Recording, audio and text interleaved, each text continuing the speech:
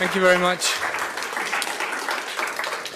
All right, I spent the last 2 days since I've arrived racking my brain how to squeeze a 4-hour presentation into 2 hours. It has not been easy.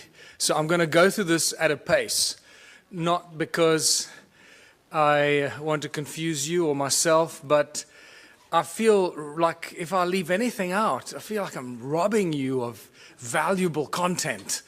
And, what do you leave out of something that's a work in progress that started out, 8 years ago with a small little presentation and now consists of volumes and volumes of research and discovery that is, I, for one, certainly did not expect to happen to me. So let's kick off. The history of our planet is far more mysterious and stranger than most of us will ever realize. And just by talking to the people here, it becomes very evident. The more people you talk to at this conference, the more evident it becomes. And the interesting thing is that the closer you get to this beautiful blue planet, the more you realize how deeply divided we are as a species. And it's that division, very constructively created division, that is being used against ourselves. And this becomes very evident by the end of my presentation. You'll know exactly what I'm talking about. The great human puzzle. Who are we? Where do we come from? Why are we here? Everyone has asked those questions, the three Holy Trinity questions, if you can call them that. That sounds so simple. We should have all these answers at our fingertips, and yet we can't,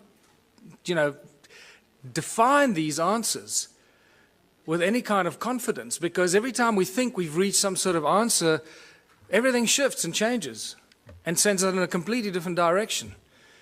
And I normally have a lot more slides here to go into much more detail, but I edited those out.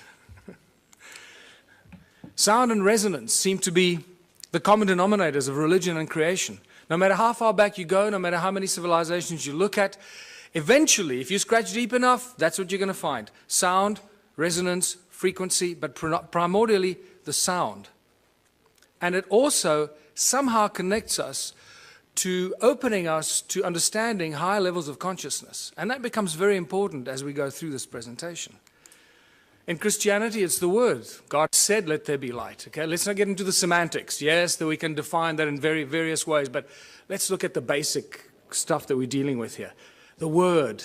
First there was the word. In Hinduism, we got the Om, the primordial creative source. The Egyptians sang the universe into creation. All comes to sound. And it gets more interesting as you look at some of the more bizarre and ancient cultures. And you can see this, how these days of creation and the sound of creation is manifested in some of the symbology used in sacred geometry. For example, Christianity can be very quickly described with sacred geometric principles. And you realize that the creator of the universe is not some guy with a white beard sitting on a cloud. That's just complete fairy tale stuff and very distinct part of the control system of humanity. That division principle plays itself out in that philosophy. 6 aspects of Om, or the Om Mani Padme Hum. You see sound frequencies related to the creation process. And in Egyptology, the 6 aspects of the all-seeing eye of Horus. And when you see this, you realize that we're dealing with sound, 6 resonance ratios, all to do with sound frequencies. So sound plays a very important role, and one of the lesser known statements or thought patterns of Nikola Tesla that a lot of people seem to miss is that Nikola Tesla said that the earth rings like a bell. It's continuously ringing like a bell.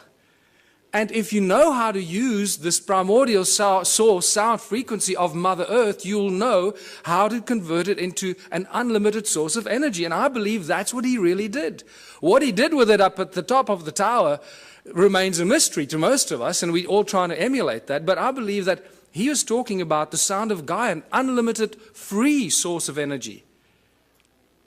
And this plays a very important part in all of creation, in all ancient cultures, in all the belief systems. And I believe Tesla used this to do whatever he did to create this free energy that we're all trying to emulate.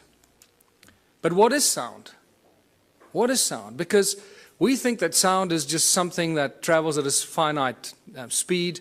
Well, that's been busted now, because in Tennessee, you studied in Tennessee, didn't you? Brooks, at the Middle State Tennessee University in 2005. There were 3 high school students and 2 undergraduates that proved that sound travels beyond the speed of light. I'm not going to go into that, but that's an interesting thing to contemplate. That's one of the best kept secrets of science and physics. Never made it into the mainstream news bulletins. Sound boils water. This is a guy called Peter Davey in New Zealand. Since 1940, this guy's been boiling water with sound frequency. It's not complicated, because everything has a resonance. Everything in the creation and in physical form has its own fundamental resonant frequencies. If we understand the resonance and the sound behind the resonance, we can do everything. Because if sound created the universe and all things in it, because that was done by God, then we should be able to use sound to do everything else. A 92-year-old Christchurch inventor claims to have come up with a novel way to make a cup of tea. He's invented a contraption that he claims uses the power of sound to boil water. Beverly Lockhart went to investigate. It looks like a desk lamp, is cool to the touch and appears to be doing nothing until it comes into contact with water. 92-year-old former Spitfire pilot Peter Davey claims his invention uses the power of sound to boil water. Yes, they're a bit baffled how it works. Nobody really knows how it works. Davey believes high-frequency sonic vibrations emitted from within the silver bulb cause the water to boil. He says the idea came to him 50 years ago when he noticed different saxophone notes caused different household items to rattle. The mains-powered gizmo has experts intrigued. Never seen anything like it in my life, as they say. Professor Williamson has his doubts about Davey's acoustic theory and suspects there are 2 simple electrodes inside the boiler. It's the conductivity of the water that provides the path for the current and provides the resistance to give the heating. I'm careful that I don't divulge everything.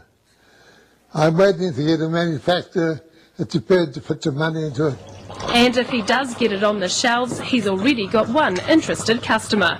If I saw one in a shop, I'd buy one, because I think they're an interesting little bit of technology. However it is they work. But for now, Davey is savouring his gizmo's success and sticking to his own unique theory on how it works. Beverly Lockhart, 3 News. And in there lies the problem. He's dead. He took his secret to his grave. We will never find out until we go there, try and wrestle it out of his family to share the secret with the rest of the world. I can't believe that in all of the world of science and the the amazing laboratories that we have, there haven't been some scientists that have reverse engineered this or figured this out. Can't be that difficult. It's a resonant harmonic frequency of boiling water. Reverse engineer it. Measure the resonant harmonic frequency of boiling water and build the device. I don't have the laboratory to do it, but I've asked so many people to go out and do it, and no one's done it. So, but what we learn from this experience is we're here at this conference talking about free energy. I believe free energy means free to the world, not just free that we can suck it out of the vacuum and then sell it to the rest of the world. That's no longer free energy. I believe it's crucial that we start thinking about free energy as when you find it, like this guy, give it to the world for free. Because if you don't, they're going to get to you, they're going to get rid of you, and no one's going to get it. They were waiting. I can imagine what they did when Peter Davey died. They breathed a sigh of relief, say, oh, thank God he's gone. And he was too greedy to tell the world how the simple thing worked. Thank God this human greed gene is so powerful that it prevents people from sharing this beautiful stuff. That's what I have a problem with. So what I urge anyone here at this conference to do, if you do find something like this, a source of free energy, do not keep it to yourself. Do not try and gain from the rest of humanity. Put it on the internet, make videos, put it out as widely as you can, share it for free with the world. It'll come back to you in abundance that you can't imagine. Yes.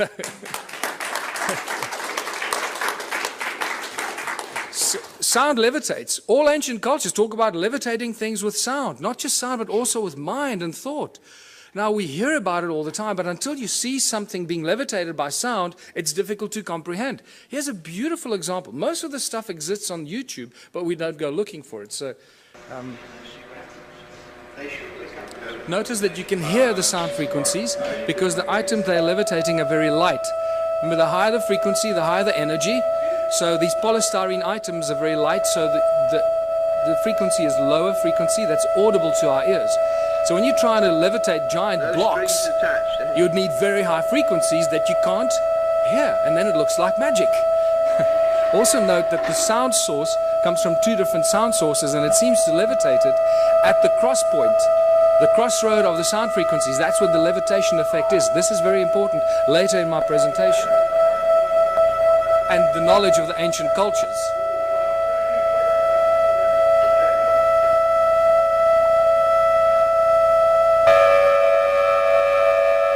Just the slightest sound variation and the thing starts to tumble and spin.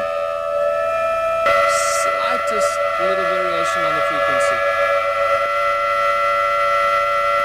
Look where it starts to spin.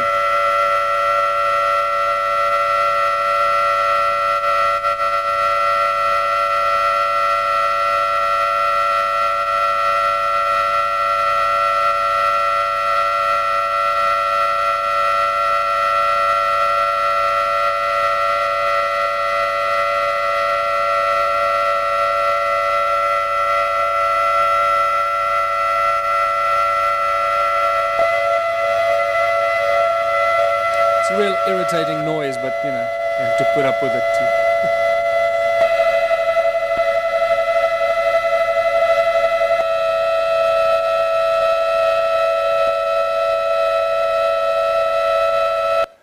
So sound levitates. It's no longer, you know, this fairy tale thing. It really happens. But sound source is also the inspiration for all the religions in the world, the great religions, and the most recognized religious symbols. This is from the guys that developed the cymoscope. I normally show the cymoscope, but lack of time. So look at this 3D bubble that is created as sound. Remember, sound is a three-dimensional thing. From the pop, it goes in all directions. It's not a wave on a piece of paper. It's a three-dimensional effect that keeps amplifying itself and goes on and on and on. Just because you can't hear it anymore doesn't mean it's not necessarily there. So here's a three-dimensional bubble that's created at the sound, but look on the right-hand side at the cross-section of it. What do you see? You start seeing one of the most commonly recognized religious symbols. Why did the religions choose the symbols? Because when you drill right into the middle of this, what seems to be at the very source of sound, the pop, or that moment, instant of pop, this is what you get. Oh boy, do I recognize this interesting symbol. And this is where you realize when the ancient cultures carved these intricate things into rock, they weren't just imagining things. They understood that sound was the source and how sound can create and levitate and manifest shape and form. And that's why they carved hundreds of thousands of these crosses in circles. And not only did they carve it, but it's also recognized by ancient cultures. In southern Africa, it's known as Mabona, the Lord of Light. Lord of Light, sound and light, the creator of all things, the source of all things. And you see this shape repeat itself in some of the most popular religious symbols, like the Coptic and the pagan crosses. You see the sacred geometric patterns imitate themselves in these symbols. It becomes very interesting because now you know where they get the symbols from. It all comes from sound. What does this have to do with ancient civilizations and evolution of consciousness? Well, everything, because the ancient cultures understood this. They understood the process, they understood the source, and they used the source of sound as a source of energy. And this is what my discoveries show in South Africa. The resonating chambers for creation of energy, that's what the pyramids were. Many researchers are starting to reach that conclusion, that they were actually resonating cavities to create huge amounts of energy. And they would have looked something like this. What's also clear to me, the more research I do, especially at the sites in South Africa, realizing that we're dealing with sound and light, that they probably used light to activate some of these sound devices. They were actually resonating chambers, that it was activated by light. And this is why they were aligned with solstices and equinoxes with specific frequencies and energetic alignments of the movement of the sun that would activate these ancient sites and then bring them to life. Something like that. And if you think that's not happening, there's an interesting photograph that is available on the internet of some strange energy forms coming out of the pyramids, taken with some weird lens that shows you energetic frequencies, and this got me very excited because this is directly connected to my discoveries in the stone circles of southern Africa. This is some interesting symmetrical interference patterns that were taken at Stonehenge, which tells us that Stonehenge was not an accidental bunch of, long-haired, loincloth, cavemen that built this with ropes and pulleys. And when you go to Stonehenge, they still have that image on the side of the tunnel as you walk towards Stonehenge. They still show the guys with ropes and pulleys building Stonehenge. It's insane. So it's a very, very advanced device, Stonehenge. And what blew my mind is how old Stonehenge is. This is probably one of the oldest sites on Earth. It's probably more than 1 million years old. Are there any geologists here? Any geologists? Well, most of you are homemade geologists. You're told that that stone there fell over. It was the twin of that stone, and it fell over. Right? They were connected at the top, and it broke when it fell over. Well, there's the break. Okay, now this is sarsen stone. It's very, very hard, one of the hardest stones known to us. There's the break. Does that look like a 5,000-year-old break and erosion? Absolutely not. We're dealing with hundreds of thousands, probably millions of years of erosion to erode about this far. This is not a new structure, people. Stonehenge is extremely old. Your mother will lie to you, your priest will lie to you, but the geology is not going to lie to you. There it is. Do with this what you want.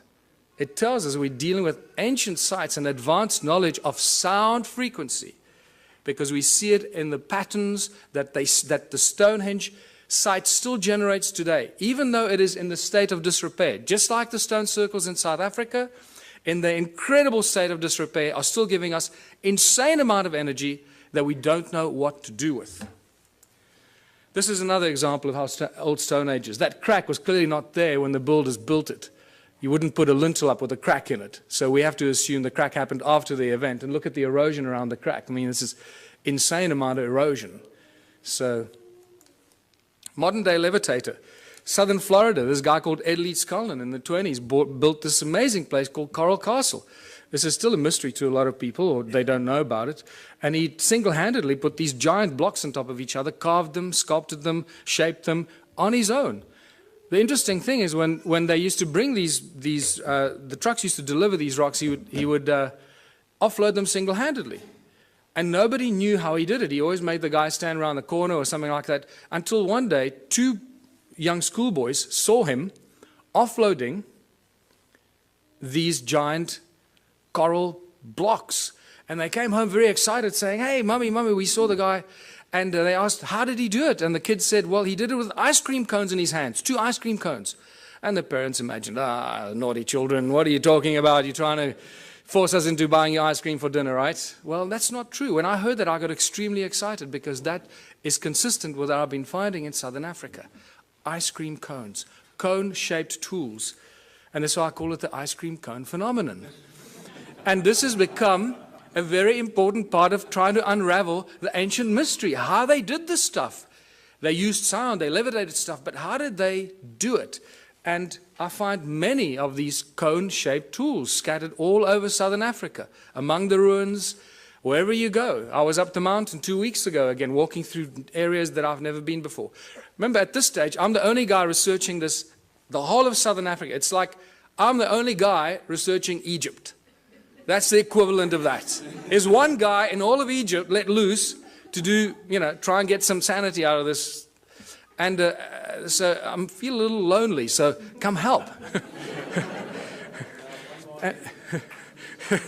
So just to show you that these ice cream cone-shaped tools are everywhere. There are thousands of them.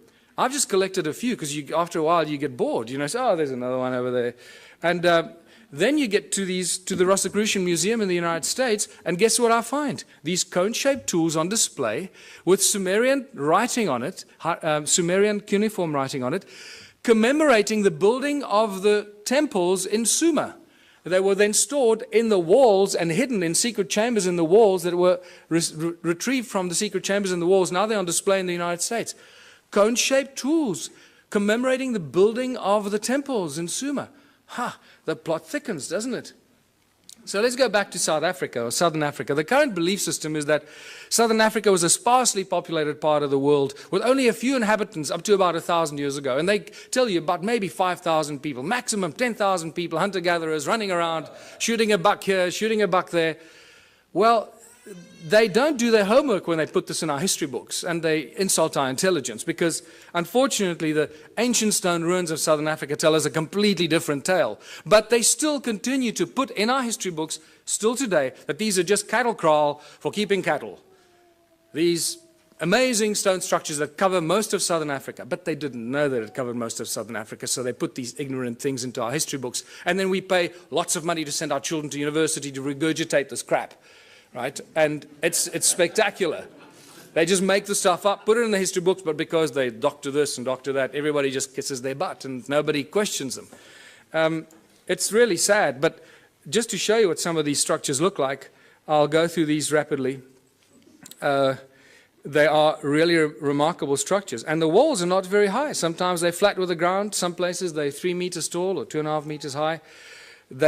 The most important thing that you need to notice is that each one is completely unique and different. There are not two that are even closely, remotely the same. Each one is completely unique. Now that was a question that wasn't asked until I came along. What you also need to look at is the stuff around the obvious structures, not the structures themselves, because you'll see that there's a lot of stuff around the structures that is hidden by soil. It's not visible to you unless you're up in the air, like you're looking at from this vantage point. Otherwise, you don't even know it's there. You walk through the veld, you have no idea you're walking over ruins. And then when you look at it on Google, you say, oh my goodness, I was walking there, and I was walking right through all these ruins and these terraces. I didn't even know it while I was walking there. And this is the awakening that happens. I mean, let me just go back here. I mean, look at this horseshoe-shaped structure here, attached with a circle inside, with a stone right in the middle of it, with these weird two, like, towers that lead you in there. And this arm of this from the center goes right through the middle of this. There's some weird stuff going on here that we don't understand. Look at all this stuff hidden by soil underneath, around this obvious ruin here. There's another horseshoe-shaped, ohm-shaped structure. And what does ohm represent in modern electronics and electricity? It's linked to vibration, frequency, the movement of current, and so forth. Resistance. Look at all the stuff in between, covered by soil. You have no idea that there's much more of this stuff in between, connecting this one to that one. And then they build beautiful flower-shaped stone structures because they look like pretty flowers, right? Except you can only see it from the air. And they're all connected by these channels. There's a channel coming out of it and a channel running down there that's badly destroyed, and these strange hexagonal shapes. What is activity all about in Southern Africa? Always about gold.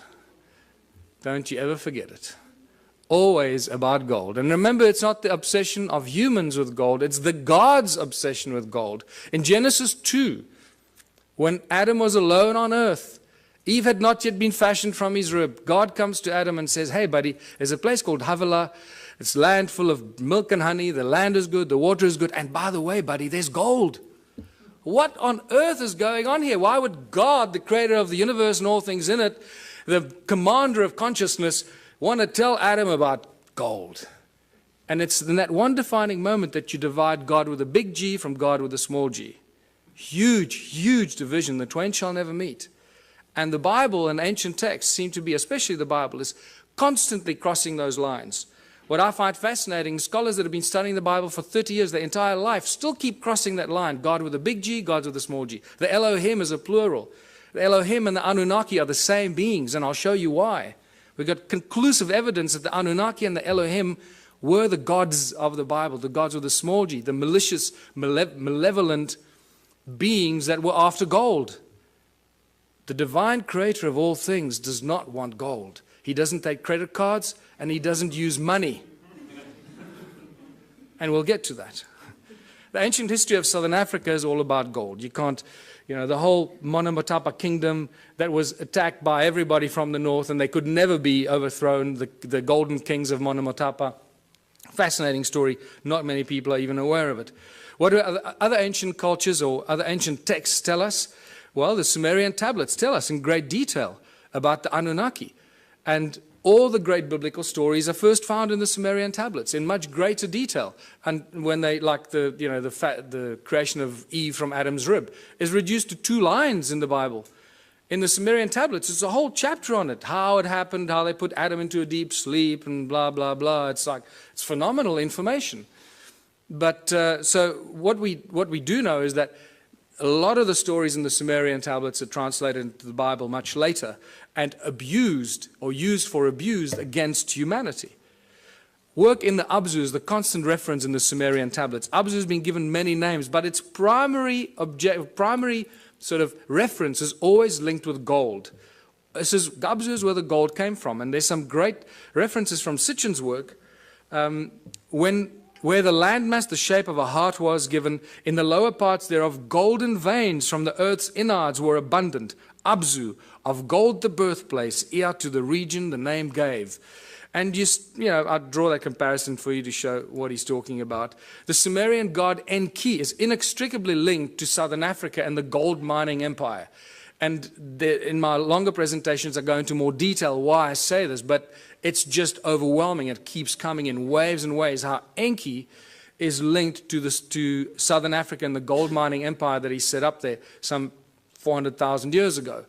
Now, Enki is not unknown in African ancient history. Creator Mutwa told me that Enki is known as Enkai, the creator of the human race.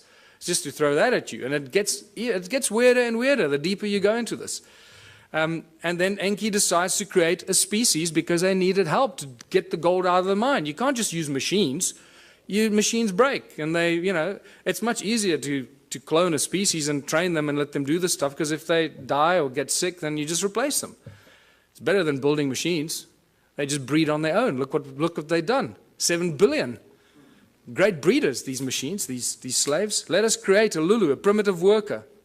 The hardship work to take over. Let the being, the toil of the Annunaki carry on his back. Tells us very clearly what these guys were up to down there. Planning to create the Adam, Adamu. A primitive worker shall be created. Our command will he understand. Our tools he will handle. To the Anunnaki in the Abzu relief shall come. So we know that the Anunnaki were in the Abzu. They were doing something. They needed relief. And for this they needed a slave, and they cloned it. And boy, did they do a good job. This is fantastic reference to Enki's house, his mines, and his technology. In the midst of the Abzu, to a place of pure waters, Enki betook himself. In that land, a place of deepness he determined for the heroes into the earth's bowels to descend. Before they cloned the slaves or the human race, they referred to the Anunnaki who were doing the gold mining as the heroes, because they were doing the hard work in the gold mines. So for the heroes into earth's bowels to descend. The earth splitter that Enki established. Now I'm going to show you the earth splitter because this is one of my discoveries in South Africa.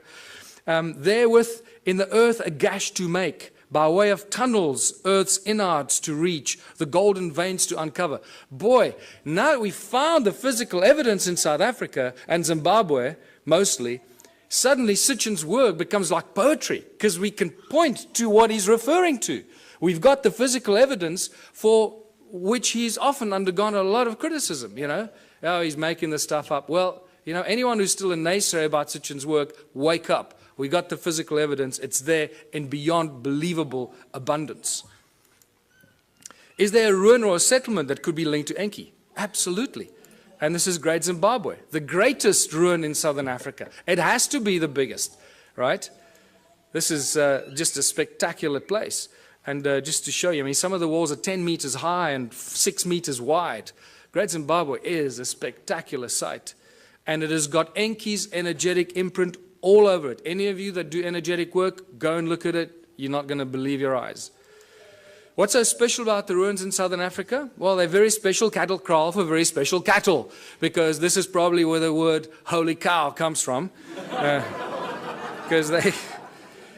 Because most of these cattle kraal are built aligned to the sun and the stars and the equinoxes and the solstices, and wow, they went to a lot of trouble for these cattle, didn't they?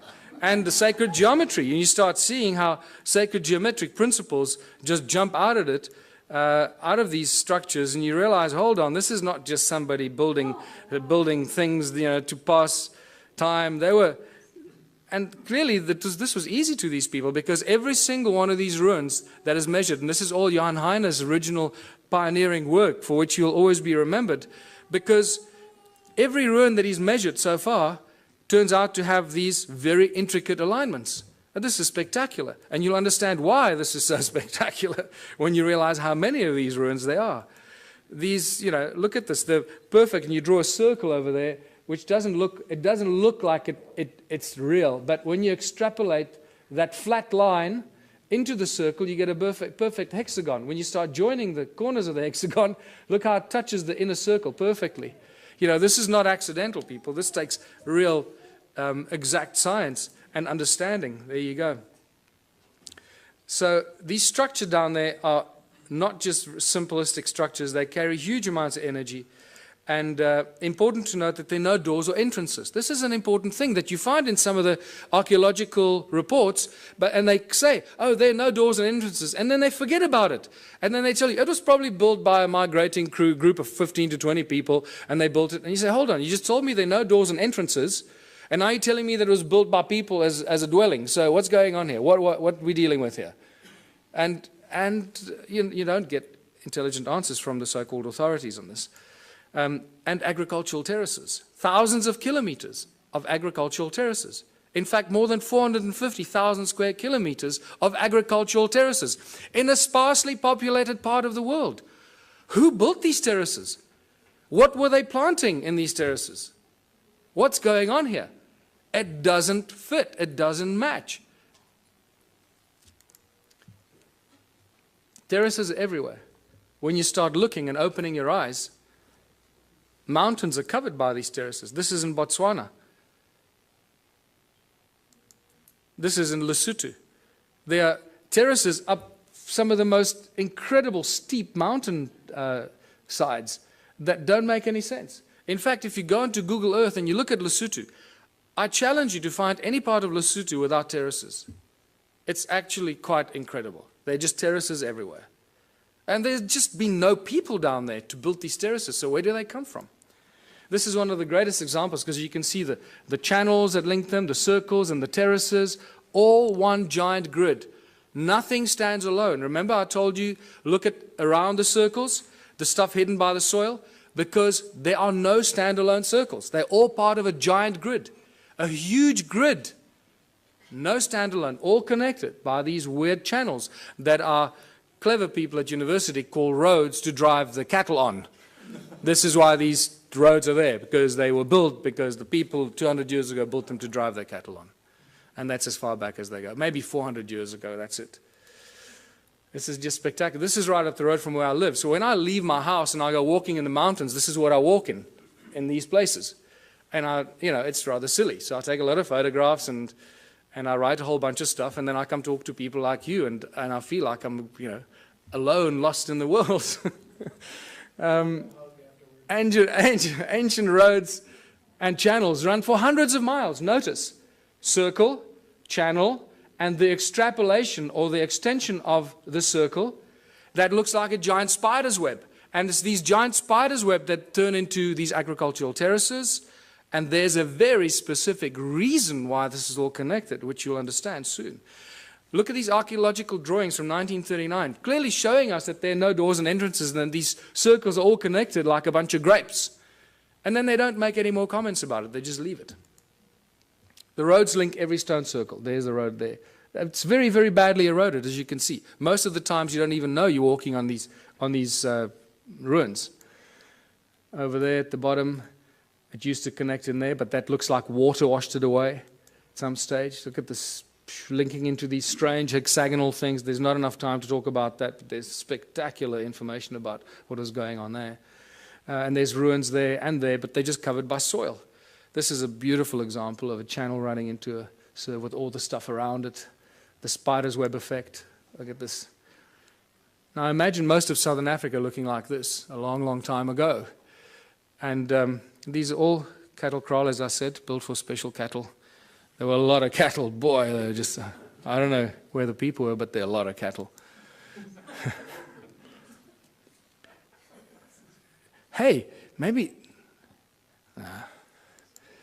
How many of these ruins are there? And this is where the penny really drops, when you start figuring out how many there were. In 1891, the brilliant Theodore Bent, this is one of the few archaeologists that I carry real respect for, wrote a brilliant book, The Vanished Lost Cities of Mashonaland, and it's a phenomenal book. And in 1891, from horseback, traveling through South Africa, Botswana, Zimbabwe, he estimated about 4,000 of these structures.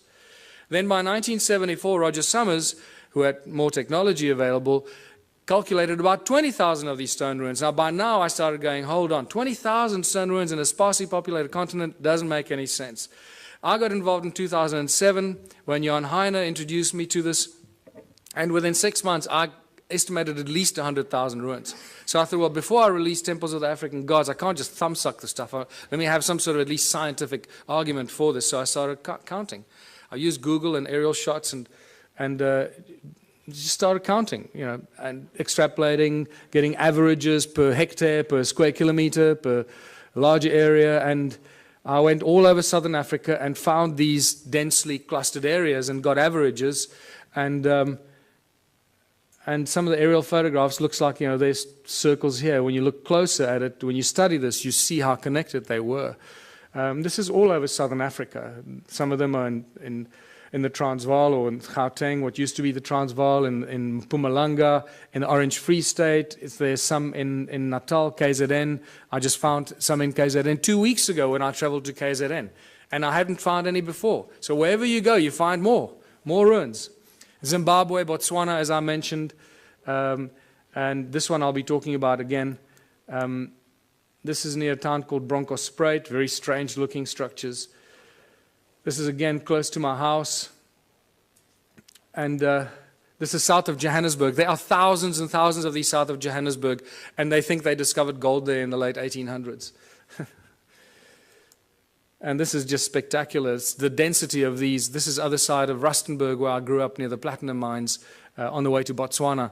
This runs about 5 by 5 kilometers, and it's just dense like this. It's ridiculous. And this is back near where I live, just to show you the circles with the channels connecting them and the terraces. And by the time I finished counting, getting all these averages, I found out there were more than 10 million of these. So forget 4,000 and 20,000 and 100,000, more than 10 million of these. In fact, I can now tell you categorically it's probably closer to 20 million of these. And we'll be surprised if there aren't more. It's spectacular.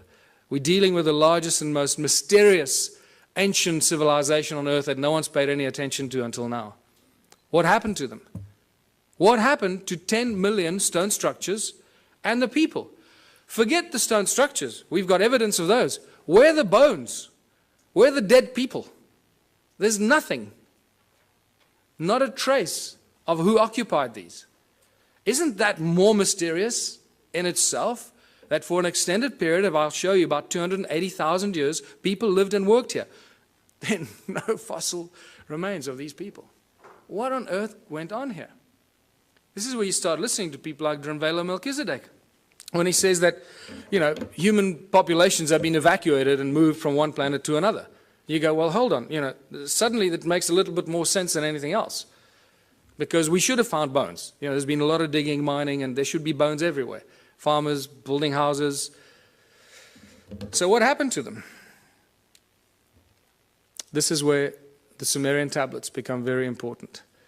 And the King's List, I'm going to come back to this, because in the two King's Lists that give us exactly the same story. They give us the names of 8 kings that ruled for about between 220 and 241,000 years. The names of the kings are the same. The places they ruled are exactly the same. The dates vary a little bit. So you've got to allow some mistakes in translation. But the names and places remain the same. This is very, very interesting. But what this tells us is 2 very important things that I'm going to come back to later. And this is a repetitive theme in the Sumerian text. Is after the kingship descended from heaven to earth, after kingship was lowered to earth from heaven. Okay, to us it doesn't make any sense. Oh, we think it's some crap made up by the ancient people because they were all stupid, right? And then it tells us who these kings were and how long they lived. And you can clearly see that they weren't human, because they lived and ruled for 36,000 years, 64,000 years, 28,000 years. And then a very important thing that it tells us, a very important statement from these 2 kings lists. And then the flood swept over. So two very important things, three important things. That kingship was lowered to earth from heaven. Somebody up there decided that they were going to appoint some kings on earth, some priest kings. That changes all of human history. It tells us that they ruled for an extended period of time, and then the flood came. So we seem to have a history, a chronology of human history until the flood. Prior to this, or until now, we know very little about what happened before the flood. And this is very important. So I believe that when they say the flood came, that's what destroyed these ruins. Some 12 to 13,000 years ago, the so-called Great Flood that there's not much argument about in geologic and archaeological circles. And you can see the sedimentation. That's why most of these ruins are not visible. Most of them are covered by soil. They're hidden from us. And wherever there's stone circles, there are gold mines. You can't get away from it. More than 75,000 gold mines have been found between 2005 and 2010 in a geological survey just around the little town of Leidenburg in Mpumalanga province. 75,000 gold mines. In the 30s, I've got two distinct, separate reports from two separate miners that mined in the province of Limpopo, northern South Africa, that found mysterious mine shafts, tunnels like this, at about 100 feet down while they were mining gold. Remain unexplained. Tools and artifacts were confiscated by the authorities, never to be returned. In the 1990s, De Beers found a mine shaft 22,000 feet deep that scared them. That they say it was cut with absolute precision, indicating some advanced laser technology that they do not possess. Anglo-American, I know, has a secret file that they keep for covering up ancient mines and shafts. Anytime they come across an ancient shaft or a mine, they cover it up and move on. They don't even discuss it, but they have a specific file for that. And I was told this by the chief geologist, the Anglo-American, while we were having a beer at a pub. He just volunteered this information to me. I was amazed. But then he didn't know who I was or what I was doing. Sneaky bastard. What kind of stone are we dealing with here? It's a very special kind of stone. It's known as hornfels. And it's known by geologists as ringstone. And I was the first person, I'm astounded, the first person to ask what kind of stone was used to build these ruins. They just, don't go there. And it's metamorphosized quartzite. It's incredibly hard. You can't break it, people. I've tried to break some of these. This sliver is a break I keep in my museum. This happens as a result of heat. You expose it to fire, it breaks up. So clearly they didn't use fire in any of these ruins. Otherwise there'd be none left. As you can see, it's black on the inside, very hard, and then it's got this stuff called patina, the skin, like a skin that grows. It's an oxidization and calcification process. It grows incredibly slowly on this specific rock. And what is fascinating about this hornfels stone is that it conducts sound incredibly well. It rings like bell and light. There's some more examples that I found that I keep in the museum. And more spectacular examples. And just to show you, there's a little... The most remarkable artifacts that I've collected, this particular stone in my hand here, this beautiful Stone Age club, it looks like something out of Flintstones. I'm going to show you how they ring like bells, because I can't carry these with me all over the world. So a quick demonstration how these stones ring like bells. I just discovered that in geological terms, these stones, this particular stone, the hornfels in South Africa, is also known as ringstone for that very specific reason. And to ring these, I'm going to use my brand new tool that I just collected about a week ago. This phenomenal, absolutely phenomenal artifact. And I'm going to use this to ring these stones. This looks, we always joked when I found this, that this looks like a Stone Age guitar.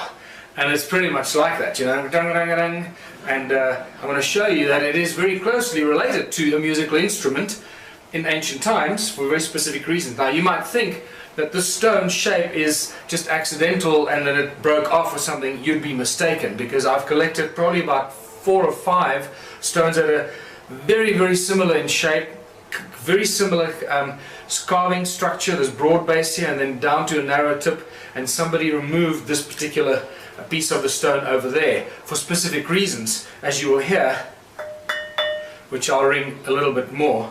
They ring like bells. But it's also important to note that you cannot carve or chip this stone.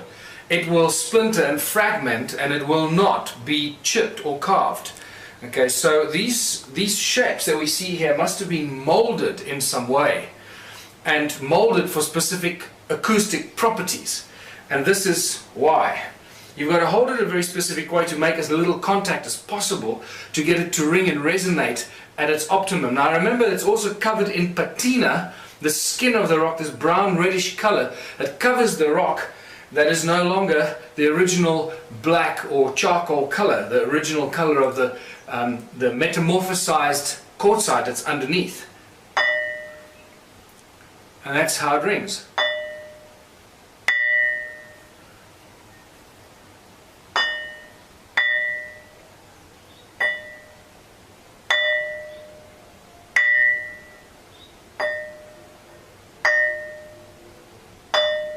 I can actually feel my fingers underneath are deadening the ringing because I'm holding it and it's deadening some of the effect. There we go. That's better. That's what you want. You realize that this thing really rings like a bell and it reverberates for quite a long time.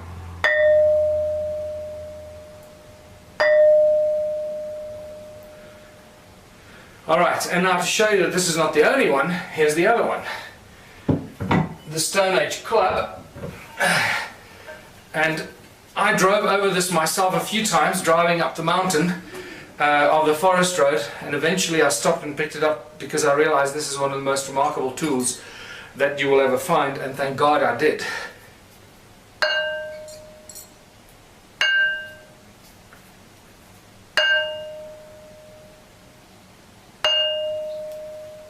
And it is very heavy. I'm out of breath because I'm holding my breath not to make a noise, and this thing weighs probably about 15 kilos, so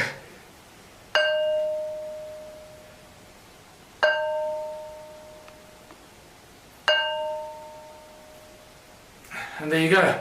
Demonstration how these stones ring like bells, and they were used in all kinds of ways and fashions, just like the Ankh, to create specific vibrational frequencies and specific notes to use as a form and a source of energy. And just to remind you, metamorphosized quartzite is full of what?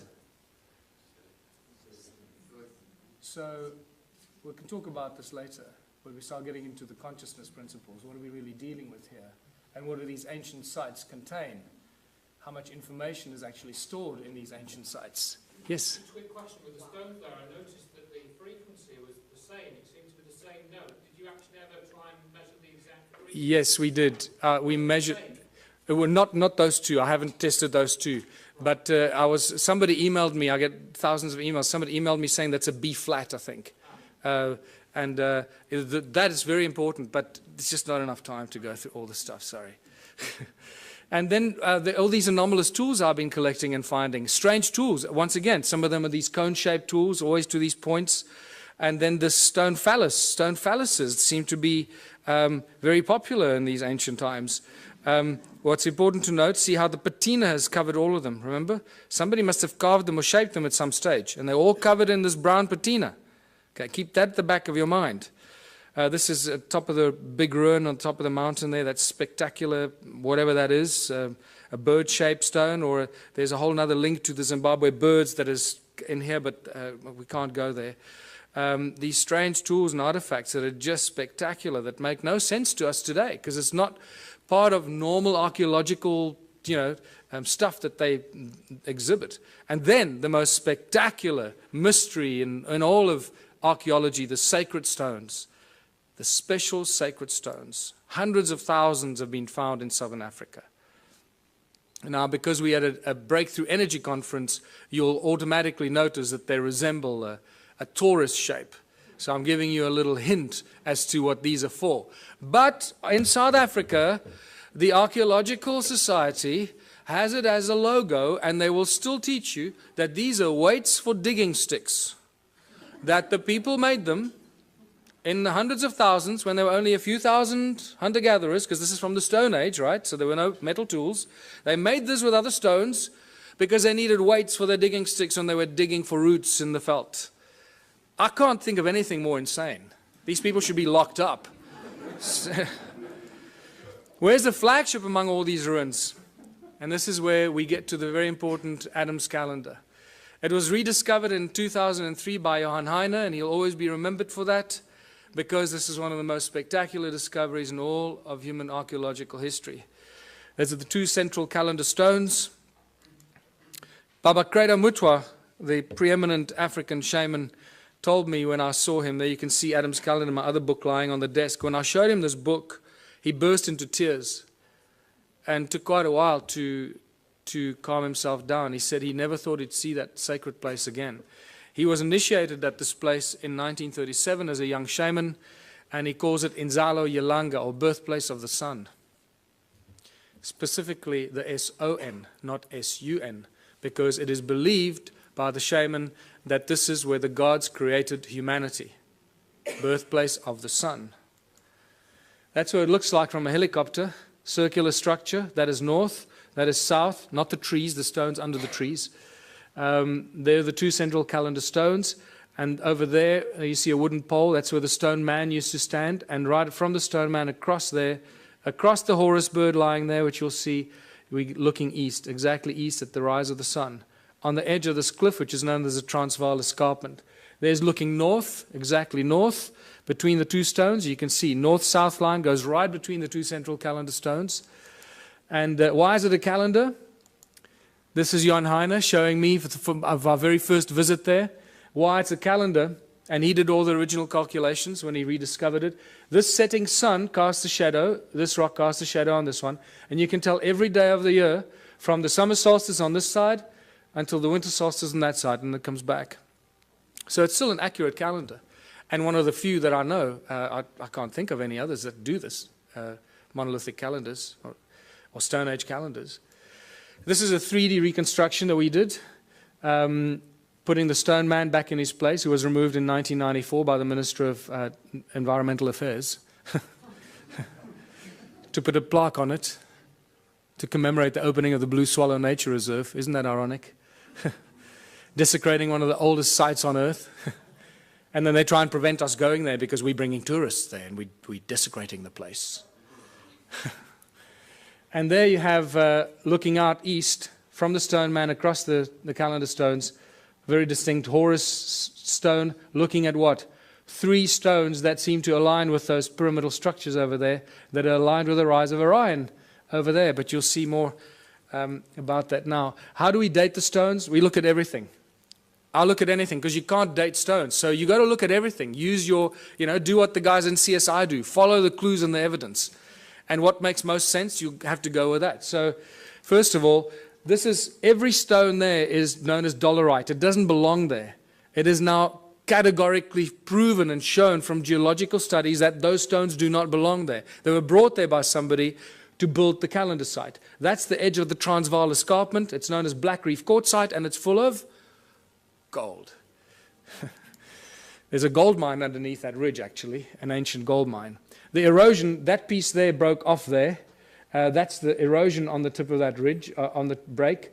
Most geologists I've asked suggested to me, pick a number above 50,000 years for the amount of erosion that happened there. So 50,000 years ago, that piece broke off and landed there. Right? So now we're starting to get to the ancient age of this. But this is one of my best, is the patina growth, because I've told you already that these tools have been molded and shaped, and the patina has grown back. That's what it looks like when the patina is gone, black, and then the patina grows back.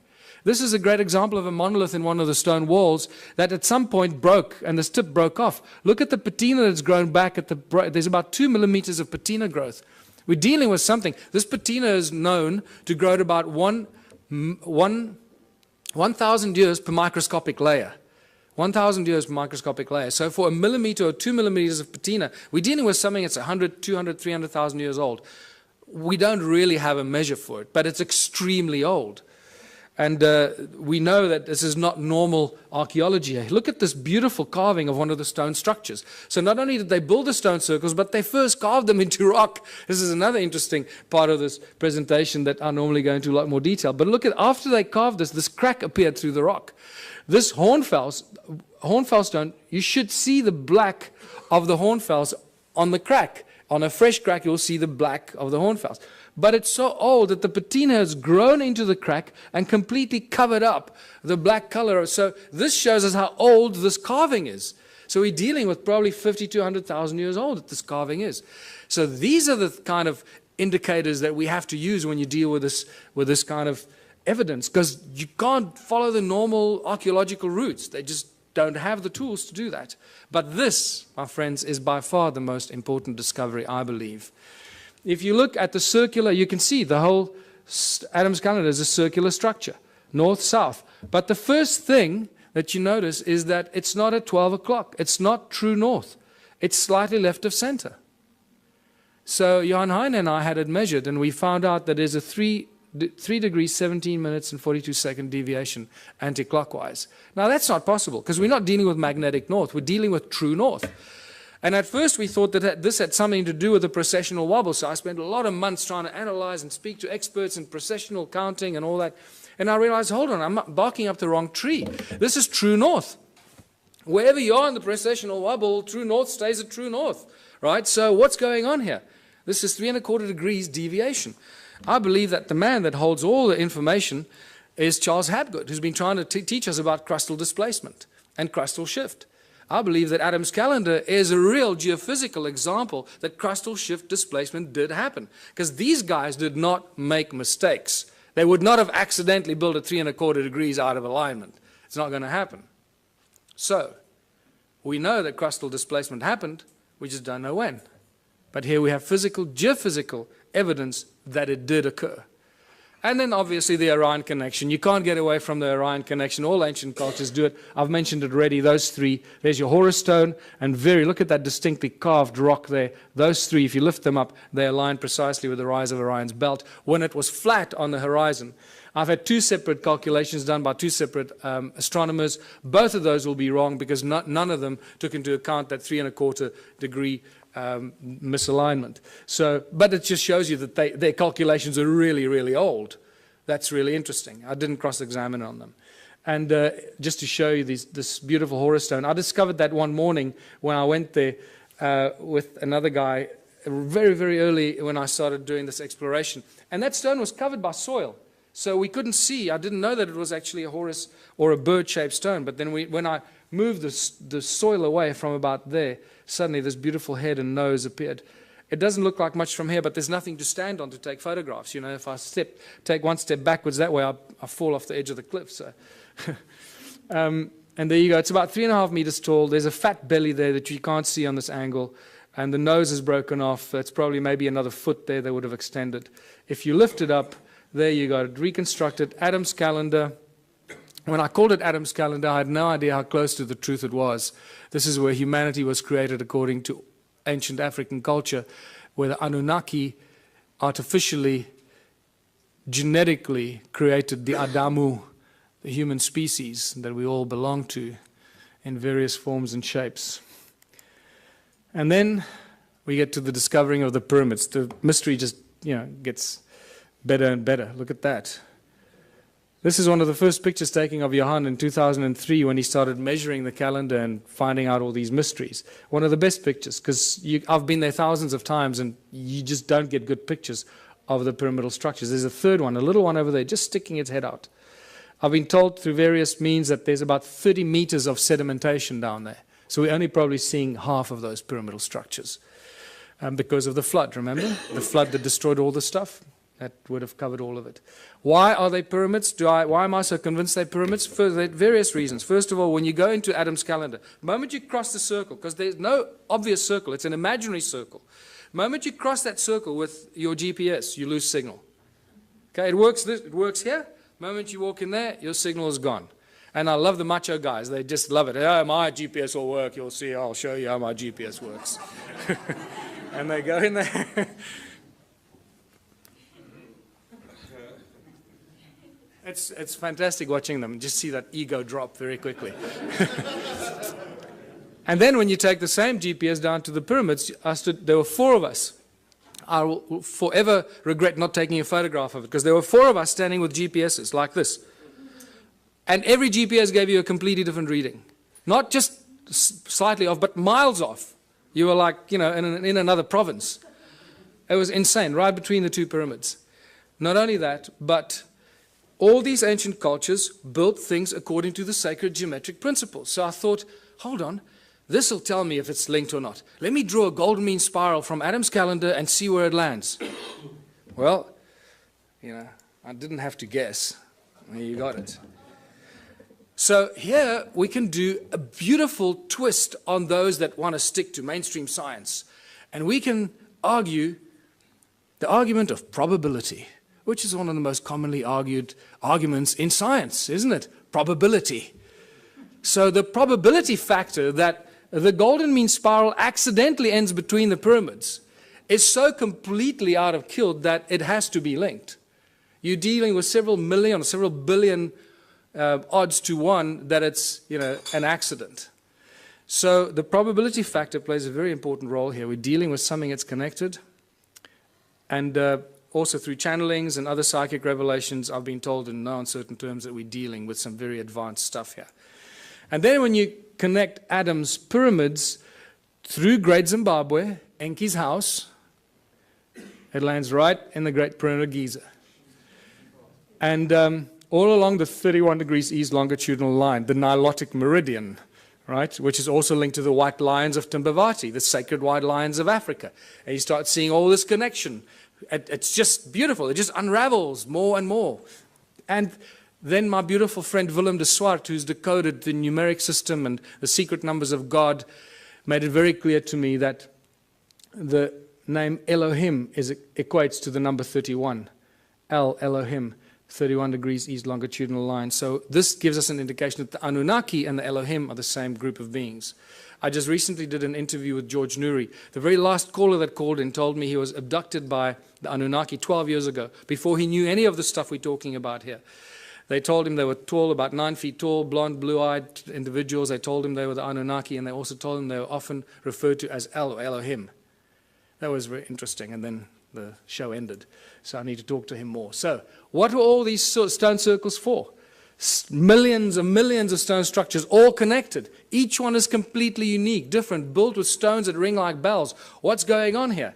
Archaeological drawings show us that there are no doors and entrances, and some of them are concentric circles, like expansion, amplification chambers or something to that extent, right? So are these connectors, these channels actually like wires? Absolutely. So let's go back to what Nikola Tesla said. He said the earth rings like a bell, and it's an inexhaustible source of energy if you know how to use the sound frequency of Gaia. And I believe that this is what it is. The cymatic patterns remind us of what we're looking at. The shape of Om. This is the shape of Ah, sand on a metal plate. That's what you'll find. So what we're looking at here is cymatic patterns from Earth. Each one of these stone circles just simply represents the cymatic or the shape of the sound of Gaia at that particular point. And this is why they connected. So they created one huge energetic field. There's one example. There's Hans Jenny's photograph, the circle in the middle and the spider's web effect outwards, the circle in the middle, spider's web effect outwards, except these were connected so they could share the energy they suck out of Mother Earth. And but how much energy could these structures create? For this, we got to go to 1944 and Japan, when they were developing the death ray with which they were going to smite the Allied army. But unfortunately, they got nuked, so they never got to use the death ray. But one of the things that I found out is that at the core of this death ray was a thing that they used called a magnetron, a resonant cavity magnetron. Well, this is, you start a frequency in the middle, you amplify it in these resonant cavities until you decide when you want to take it out of the wires. And that magnetron is used in laser beams, it's used in microwaves, it's a technological tool used in many applications. This has got a little magnetron in it, or a klystron, I think it's called in this. And then it goes through what? It goes through a crystal to focus the light. Right? So if you're working with light, you need to use crystal because it lets the light go through it. Right? So I believe that this magnetron was used. There you go. If a magnetron a few centimeters in diameter could fry the Allied army, how much energy can a magnetron 22 meters in diameter create? Huge amounts of energy. In fact, I was made aware that it's this structure that was probably responsible for the destruction of Atlantis, because they didn't quite know how to use it and it got out of control. So I believe when you read those translations of Sitchin, where he says Enki built the earth splitter with which in the earth a gash to make, I believe this is the earth splitter or something like that, creating huge amounts of energy, putting it into the giant grid, giant energy grid that connected all these stone structures in southern Africa. And that's really what it was. Everything was linked to the mining of gold. None of these were dwellings, people. We're dealing with a giant energy and work grid for the extraction and the mining and the processing of gold. And then get to the measuring of these stone structures. And I found a guy who had a very interesting device that he measured without me, and then I came back from America and I heard that he went and measured these. I called him back. I said, I want to go back and do it with you. So I went with him, and he used to work in the satellite industry for Centec. Interesting guy. And the measurements that he showed me were just mind-blowing. Electromagnetic waves, either horizontal or vertical, coming out of the ground into the sky.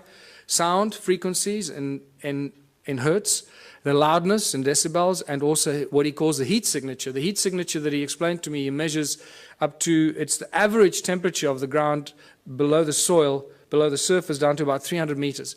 He's got all kinds of ways that he calculates this. I can't explain to you exactly how he does this, but I asked him several questions to cross-examine him to see if he was not, making it up, and it stayed constant. So I believe that he does have a system to work this out. This is what he measured.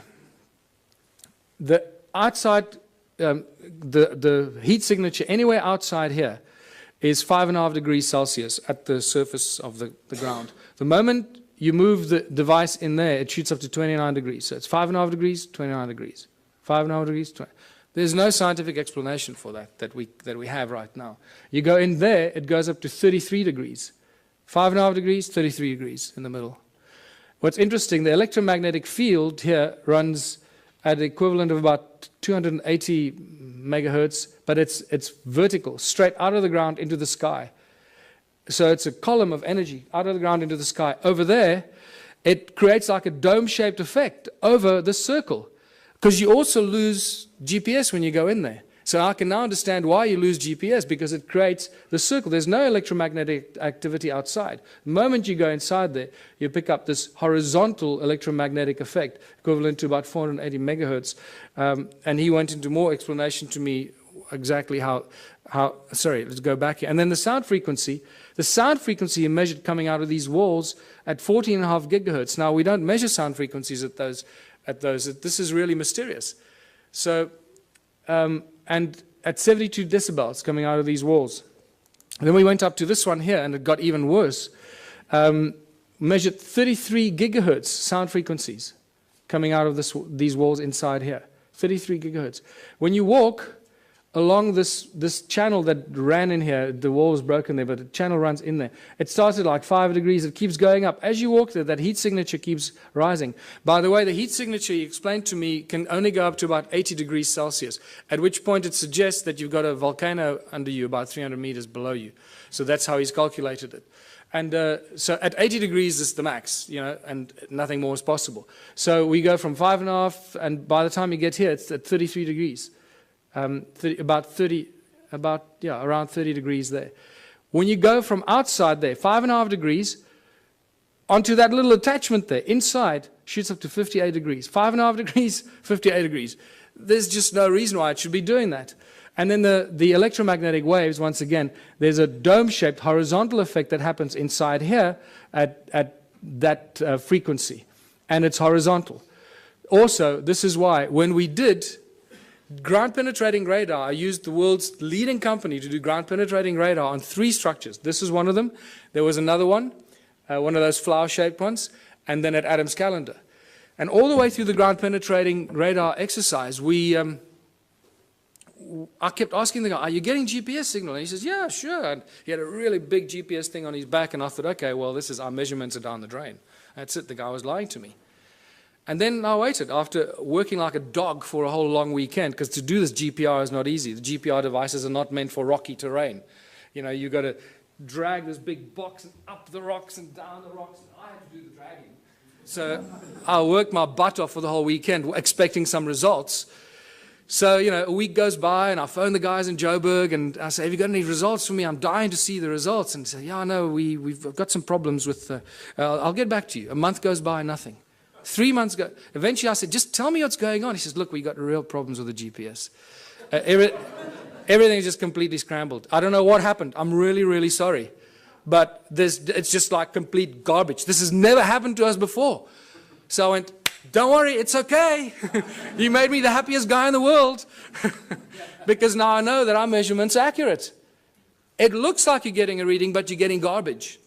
So when they put it in the computer nearly blew up.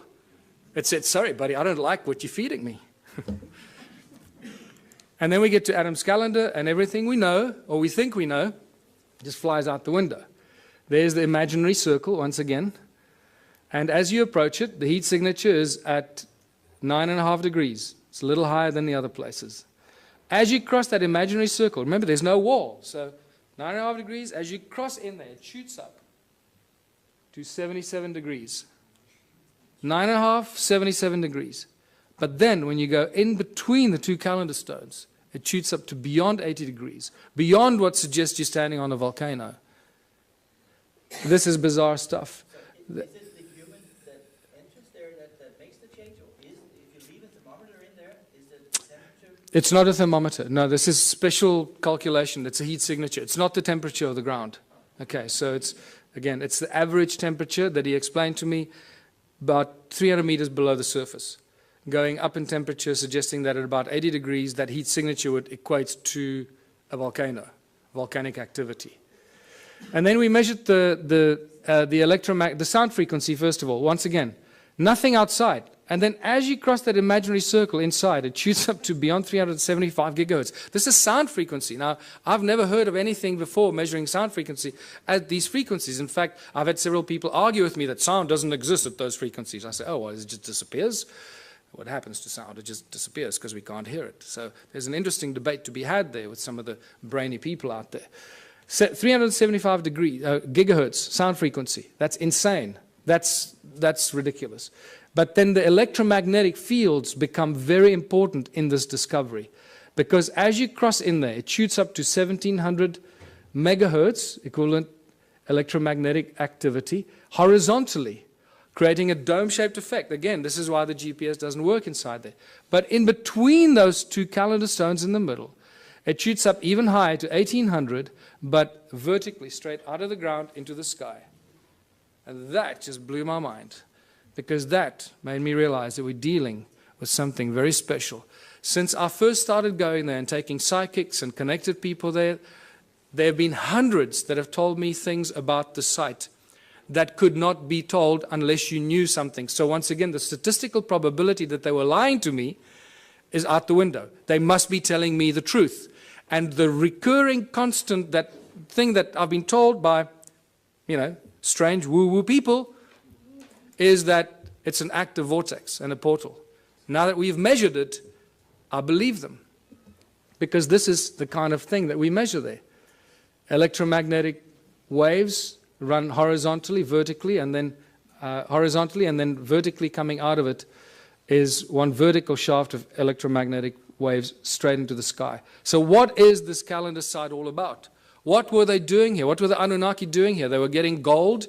They were using the people to mine the gold, using advanced technology, Caesar technology, getting it off the planet. We know that they were getting it off the planet. Sitchin makes it very clear in his translations. But he says they would beam it up with skyships. I think he was very, very close to the truth, except the word skyships was misinterpreted in his translations. It wasn't skyships. It was a contraption like Adam's calendar. Beam up the gold, Scotty. Where do you want it? That's what we're dealing with here. They were getting the gold off the ground, off the earth, somewhere else. The gold isn't here. One of the biggest mysteries. Where's Germany's gold? Where's the gold in the USA? The gold is missing. Suddenly all the countries around the world are waking up that they don't have any gold. Well, this is an age-old story. It goes on for all of human history. Remember when the Spaniards arrived in the Americas and everywhere in the world, they found the native populations, they had all this gold, and they asked them, who does the gold belong to? There was always one answer they received: The gold belongs to the gods. And they were right. And they're getting it off the ground, off this planet. So, Caesar technology was only discovered in the 17th June 2009. This was reported on in some of the scientific journals, talking about sound as being used as laser beams. Not light, sound. And they think it's very exciting because it's got great applications in the military, obviously. And this is where the sacred stones come in. Because I believe these are not only energy devices like toruses, toroid energy generating fields because of the special stone they're made of, but they're also frequency converters. One frequency in, another frequency out. And I believe that these pointy stones, like Ed Leedskalnin, was reported to move the giant blocks with 2 ice cream cones in his hands. Well, you hold those 2 in your hands, it'll look like you're holding ice cream cones in your hands. And at the point where they cross, beaming high-frequency sound waves, they will create levitation. The higher the frequency, the higher the power and the energy, so you can lift huge things up and move it around as you want. Ice cream cones in your hands. Boy, those 2 schoolboys made my day. There you go. What I find interesting is that average 3 centimeters, which equates to 10 gigahertz. So when we reverse engineer this, I'm looking for laboratories that work on laser technology. We can do some remarkable experiments, people.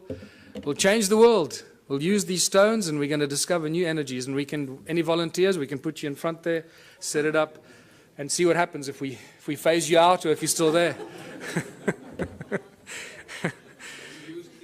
10 gigahertz. So what have we learned from all of this? If we don't learn something from this information, it's completely wasted on us. And I believe we're going to have a break now. Is that true? We're going to have a break? No break? So I was going to have a 10-minute break, but mostly for your sanity, I'm used to this. So I believe that we're reaching the conclusion of a prophecy. All the ancient cultures have these great, amazing prophecies that last thousands and thousands of years, and they say that the end days will be as the first days. Did you know that in 1980, in the mid-80s, 4 of the North American native tribes came to South Africa to meet with Creator Mutwa and some of the African shaman because they believe that the new age will rise out of South Africa. It was quite amazing. And they had all these ceremonies at these sacred sites and so forth. So the end days will be as the first days. Well, if humanity arose out of South Africa, then it should restart there again.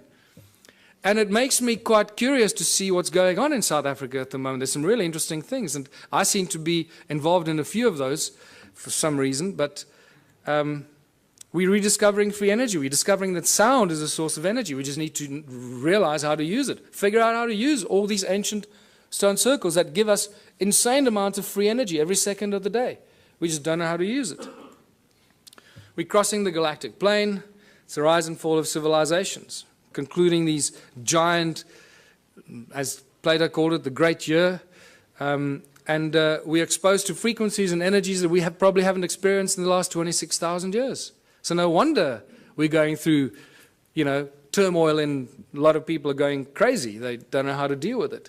We're exposed to galactic light from the great sun, the cosmic, the center of our galaxy. And we're exploding with consciousness. Why?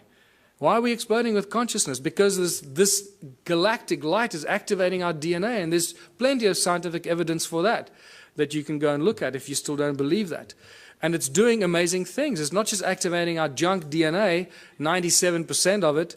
So as our junk DNA gets activated, it creates a feedback mechanism, and we start to think higher thoughts, and our consciousness grows quicker and quicker.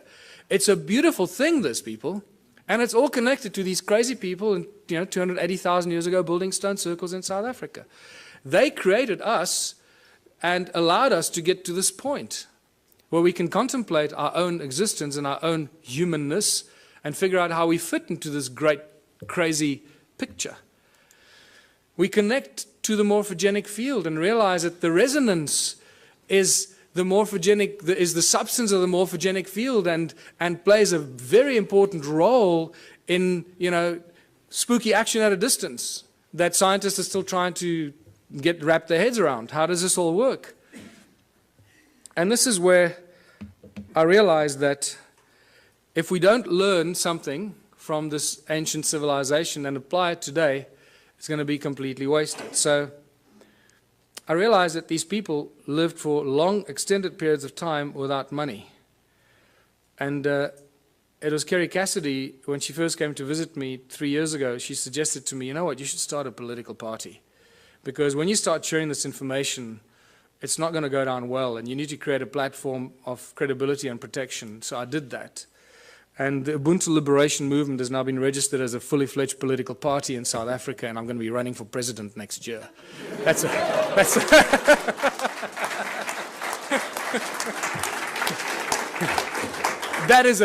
the funniest thing I've ever heard. But it's true. I just realized, hey, we're running, yeah. And then somebody said, so does it mean you're running for president? I had to do a double take. Oh, shit, yeah. I guess it means that, yeah. We're just trying to cause trouble. We're just trying to inject the virus into the organism, but it has some really spectacular side effects or things that we have to do. So we are all born on this beautiful planet, and we're all born free. And yet, we cannot move around freely. We cannot live where we choose to. We have to follow rules and laws that we didn't agree to when we were born. We have to work to pay taxes and to earn this thing called money. We didn't agree to that either when we were born. We didn't agree to be given a number and be treated like a corporation. We are living, breathing human beings. We're not numbers of infinite soul and flesh and blood. And yet that's not how we're being treated. The restrictions on humanity are endless, and they're getting worse by the day. The current situation is very simple. Every socio-political system has failed us. This is why we're in this mess. Otherwise, we wouldn't be talking about this stuff, right? If it was hunky-dory. Humans everywhere live in misery. There seems to be no happy outcome to the political and economic mess of the planet. Every year, every month, it gets worse. More poverty, more hunger, more homelessness, more misery. The global economic collapse is imminent. The fact that we still have a global economic system is actually miraculous, but it is a clear indication how powerful those individuals are that control the global economy. They have infinite power as it is now. Only us, only we can do something about it. And there's some simple things that we can do about it to change everything about our lives and how we continue living as living, breathing human beings and not numbers and corporations or fictional entities. 1/3 of the world's food goes to waste. This is spectacular. What kind of creatures have we become that we deny 1/3 of the global population food because they don't have money? We don't hand it out, we dump it, we destroy it, because we can't give it to them for free. They need money, they need to work, lazy bastards. Do some work, go get a job, become a respectable member of society, get a job. We don't need jobs. It's the last thing we need. Every time I hear politicians say, we're going to create jobs, I sense shivers down my spine. It's the last thing we need. Busyness. Keep you busy, running around, forgetting what you should be doing, what kind of life you should be living. It's all encoded in the language that we use. How did it get so bad? This is where we get back to what we've just been to, the ancient civilizations. A small group of royal political families and the banking elite families took control of the world. This didn't happen last year or 100 years ago. This happened thousands of years ago, people. It started with the Sumerians about 6,000 years ago in the Middle East, in Sumeria. When the Sumerian tablets tell us, when kingdom was lowered to earth from heaven, that's why I pointed it out to you. They tell us, kingdom was lowered to earth. Suddenly we see these priest kings appear out of nowhere. How did these guys suddenly take on this higher than thou situation? Who the hell are they? Where did they come from? Oh, people lived happily, and suddenly one guy said, hold on, I'm going to be your king. You're going to have to work for me and pay taxes. Screw you, buddy. I don't know. So how did these priest kings in ancient times become so powerful? Because they were appointed by the gods. I'm not talking about God with a big G here. I'm talking about the gods with a small g, these arrogant pricks that came here and disturbed us on this beautiful planet. And what happened next after they appointed the priest kings? The most spectacular, miraculous thing happened. These priest kings created money. Money is not part of natural evolution. This is a complete misunderstanding of human history. Anyone that teaches you that has not done their homework. Money was maliciously introduced in ancient times as a tool of enslavement, the absolute tool of enslavement, and we are feeling the worst brunt of it right now. We are the guys, we are the civilization, we are the people in the history of this planet right now that can make a change. It's up to us what we do with this information and how we move from here forward.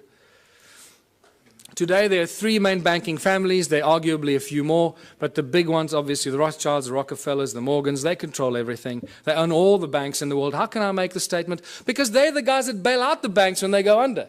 So they own them. It's simple, right? If you bail somebody out, you're going to own them. And you're not going to bail something out that you don't own, or at least that you don't control. So the World Bank, the IMF, the BI, the Bank of International Settlement in Basel, Switzerland, most people aren't even aware that there's a thing called the Bank of International Settlement. When they discover this, they, what? Wow, that's amazing. I hope they're good people. Can't they give us a loan? Remember, people, money doesn't exist. Okay, I'm going to get into this. Yes, did you want to say?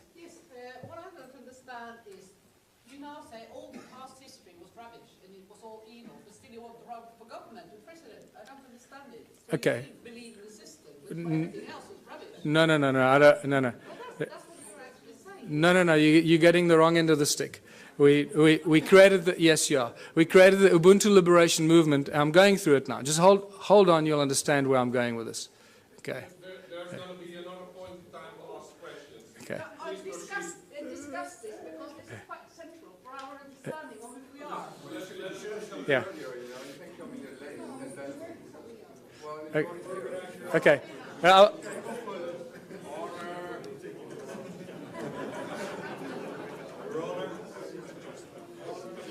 Don't worry, you'll get it. You'll get it by the time we finish here. I'm sure you will. The banking families own the world. It's simple as that. If you don't believe that, then you also haven't done your homework. So all the discussions we've been having, and I've been going into many of these discussions, money keeps coming up all the time. But remember, money doesn't exist. Money is just empty promises. There is no thing as money. In fact, for those of you that know, I've been actively involved in legal cases in South Africa against the banks. Not just the banks, against the central bank, the South African Reserve Bank, the Minister of Finance as well. I've even opened up a constitutional court case against the banks, the Minister of Finance and the Reserve Bank, which had an interesting ending. If we have time, we can talk about that. But it doesn't stop. 2 years ago, myself and a small group of other people, mostly Scott Kundell, started asking the banks certain questions. And we couldn't get answers out of them. And then we started doing research and realizing how it all works. And for the fractional reserve system, you all know that, or you should know that. And the fact that money doesn't exist. In fact, in the South African Bank Act, to my horror of horrors, and I was in court, and I was doing research to stand up and defend myself, because the only way we can do this is when you stand up in court and defend yourself. So we didn't use lawyers. I went there and I stood and defended myself against the most, highest paid lawyers money can buy.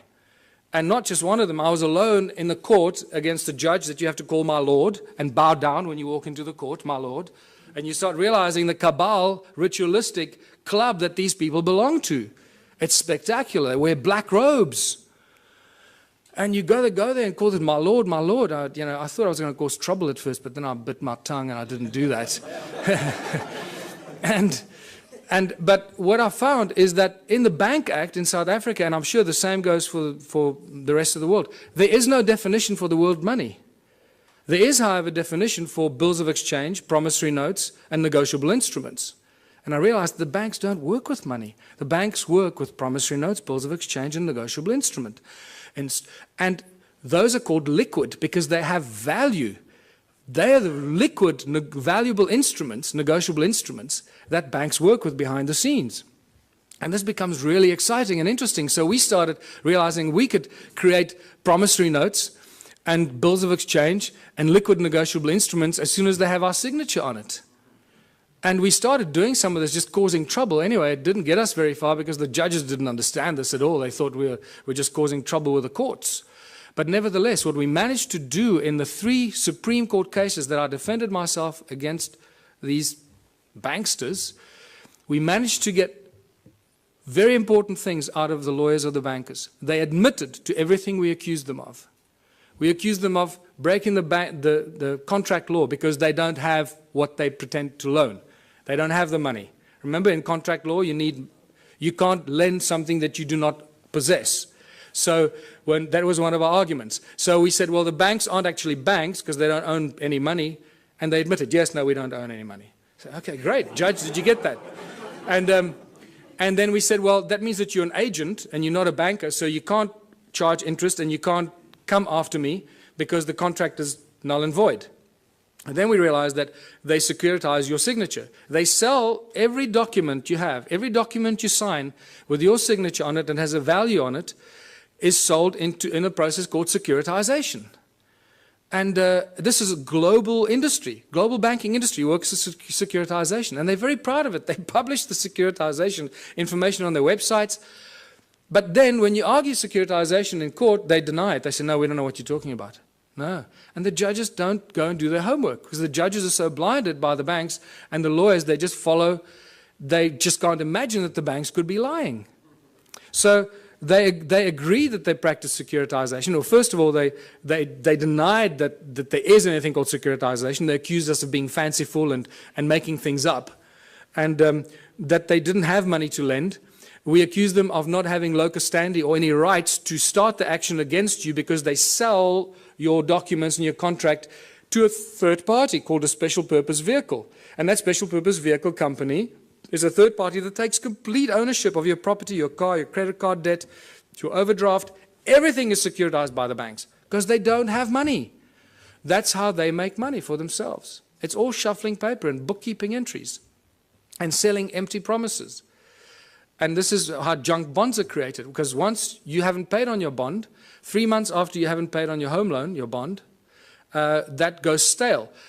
What the SPV does, they then claim insurance on it and they file it. So the SPV gets paid, the bank has been paid the moment they sell your signature to them. Everyone's been paid, but you keep paying for your home loan for the next 30 years. The moment you stop paying, the bank comes after you, says you owe us money. There's a contract, my lord. See, he signed a contract, he owes us money. And the judge doesn't for 1 second say, well, hold on, let's look at the validity of this contract. Do you have rights to this contract? Who owns the property? So this has now been exposed. We are this close in South Africa. Myself and Scott Kundle from New Economics Rights Alliance, we're this close from bringing down the banks. Yes. This close. Yes. So,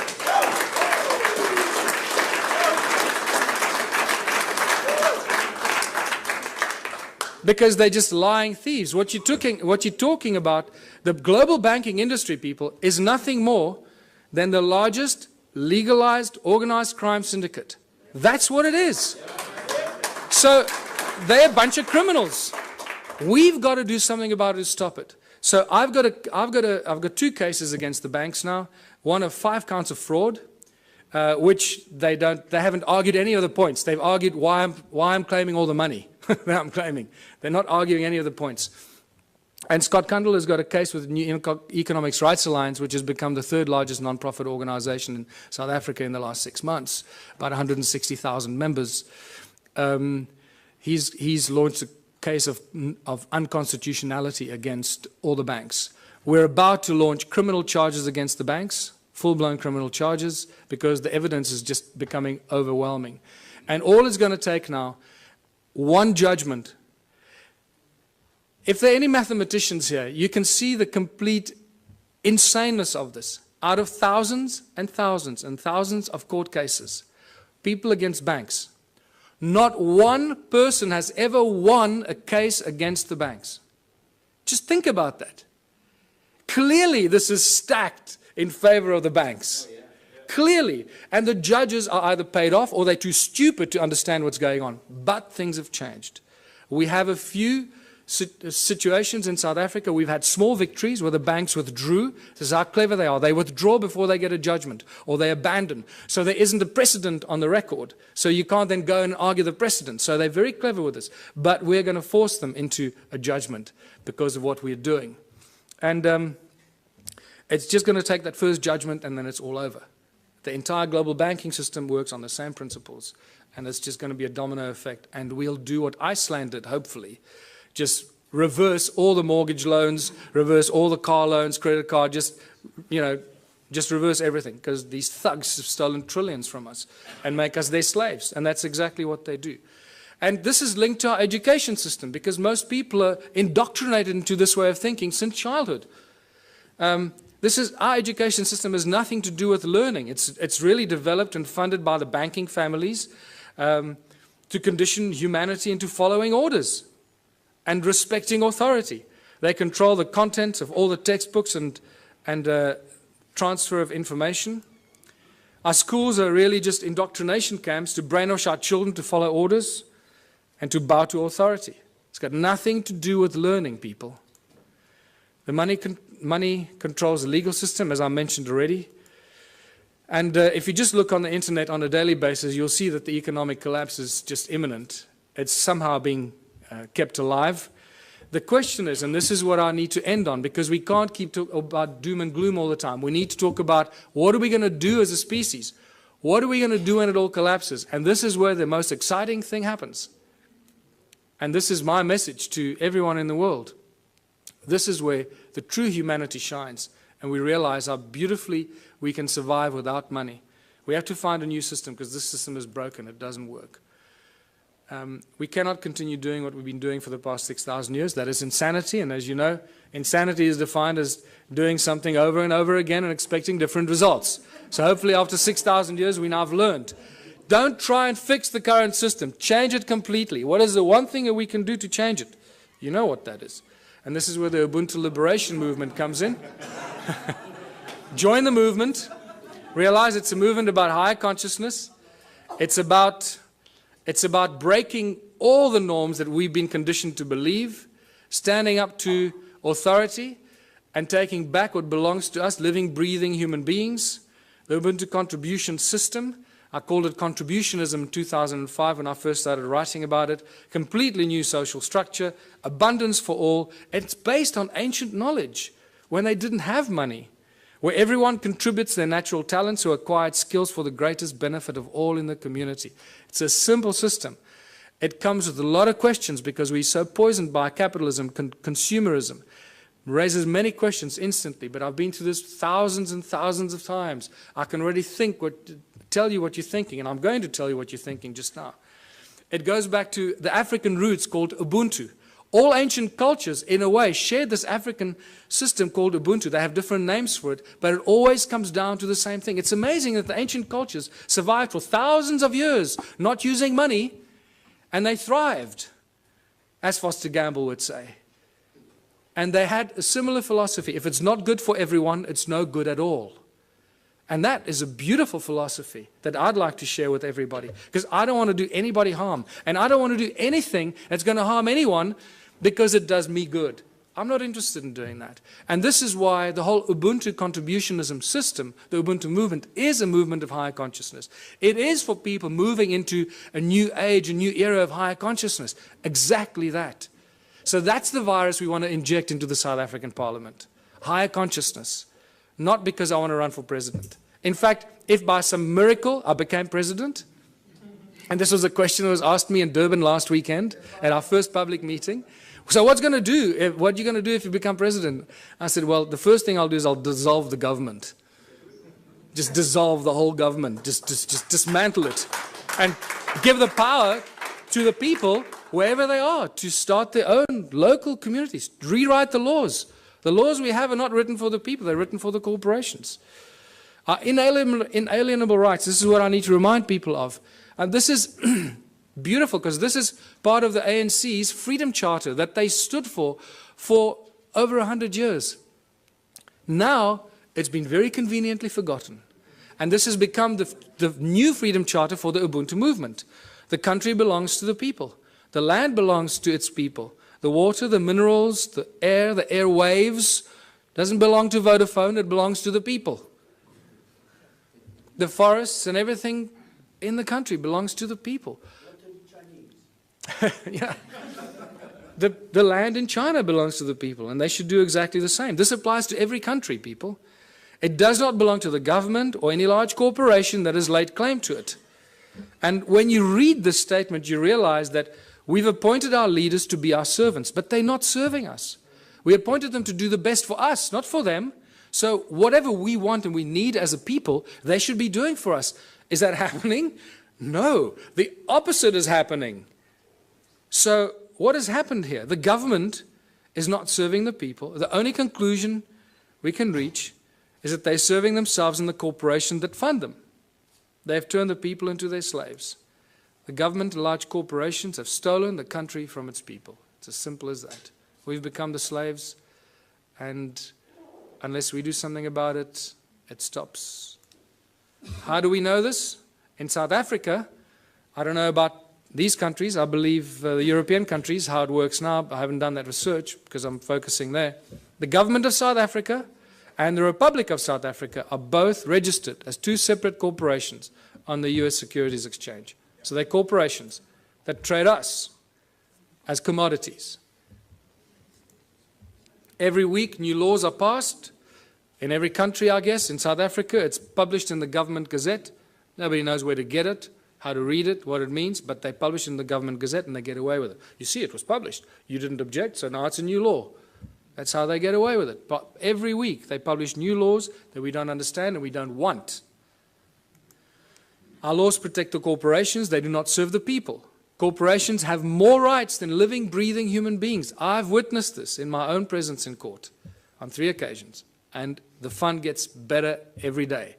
Because, you know, for those of you that have been following some of what I've been doing, 2 weeks ago, our legal advisor, Raymond Dix, was attacked in his house by 10 armed men, tied up and held at gunpoint for 3.5 hours while they ransacked his office, his home office. They made it look like a robbery, but when they left and very carefully removed his computer, his hard drive, his backup hard drive, and his secondary hidden backup hard drive, which they knew exactly where it was, they left with only 2 other things. The legal files pertaining to my actions against the courts, the banks, and Scott Kundal's files, the New Economics Rights Alliance, the Ubuntu movement, my movement, and New Economics Rights Alliance. Those are the only files, legal files that disappeared. So it's very clear what's going on here. The banks hit us where it hurts most, that our nerve center removed all our research, documentation, and files, but we had backups elsewhere.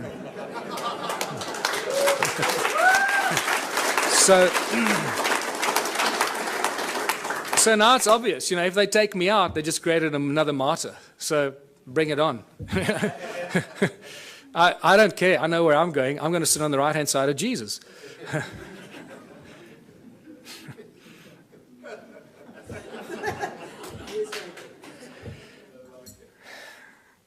We need a whole new legal system written for the people, by the people, not by the corporations and the governments that want to schneid the people into the ground. Everything in South Africa and in other countries belongs to the people. Eskom, for example, is the electricity supply giant. It supplies most of Africa with electricity. All the installations of Eskom belong to the people. The coal they use that they get out of the ground to charge us for the electricity belongs to the people because the coal belongs to the people. Sasol is the coal to liquid petroleum company that was paid for by the taxpayer. The technology was developed from German technology in the 1920s. That was paid for by the South African taxpayer, all the early installations for Sasol. So all the fuel that we should be driving on in South Africa, we should have virtually for free because all the components belong to the people. The railways run every day, but they don't transport people. They transport coal and wood. Everything for the corporations, nothing for the people. You can't catch a train anywhere in South Africa. And so it goes. The forestry, the minerals. Forestry, between Sappi and Mondi in South Africa, they own more than 1 million hectares of land that they somehow managed to take possession of. Who gave it to them? The people didn't agree to give it to them, but it belongs to them. So you can see how this theft of the land and all the inalienable rights of the people of the land have been stolen and given to corporations. So the government and the large corporations have stolen the country from its people. It's obvious. What do the people need? This is where we start seeing the beautiful side and how simple things can be. What do we need? We need food, water, love, friendship, homes, tables, chairs, knives, forks, gardens, clothes, technology, healthcare, arts and culture. We need everything that each and every one of you can imagine and beyond. We need everything, and we should have all of it because there should be no hurdles to achieving this and having that, right?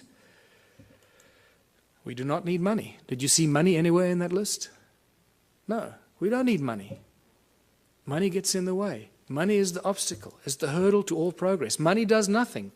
People do everything. People plow the lands, grow the food, build the bridges, build the rockets, solve the mathematical equations, create the technology. People do everything. Money does nothing. Money is just the obstacle to all this incredible progress.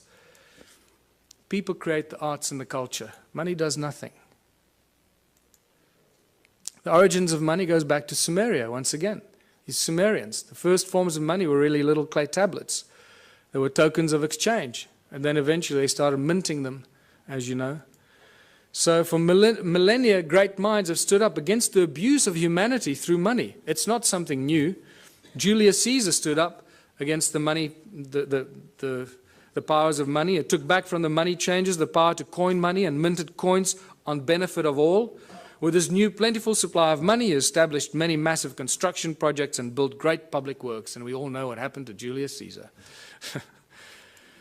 St. Thomas Aquinas in 1225 said that the charging of interest is wrong because it applies to double charging, charging for both the money and the use of money. In fact, church law in the Middle Ages forbade the charging of interest on loans and even made it a crime called usury, which we know very well today. And even Jesus in his last year of life, probably the only physical force he ever applied was threw out the money changers out of the temple because they were abusing the people. And this is by far the most cutting statement made in recent times, Thomas Jefferson, because this is what we find ourselves in today. I believe that banking institutions are more dangerous to our liberties than standing armies. If the American people ever allow private banks, remember all our banks in the world, virtually all the banks are private banks, private corporations, whose interest is making profit at all cost. So if the American people ever allow private banks to control the issue of their currency, first by inflation, then by deflation, the banks and the corporations that will grow up around the banks will drive the people of all property until their children wake up homeless on the continent their fathers conquered. That's where we are standing today. All over the world, this is the situation we're in. Money is the obstacle to all progress. It does nothing for society. It is the absolute tool of control by those that control the issue and the printing of money. That's why when I say they own the world, they do. They literally, physically own the world in each of one of our asses.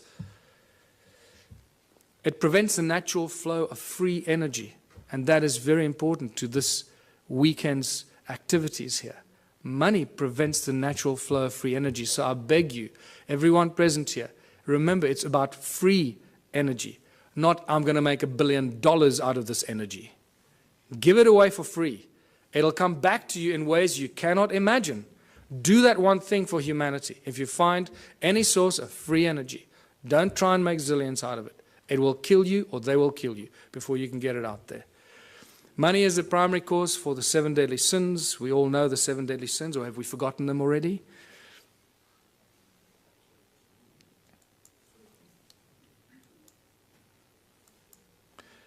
It's not the love of money. Many people ask, oh, it's just the love of money. Money, there's nothing wrong with money, man. It's just a form of exchange.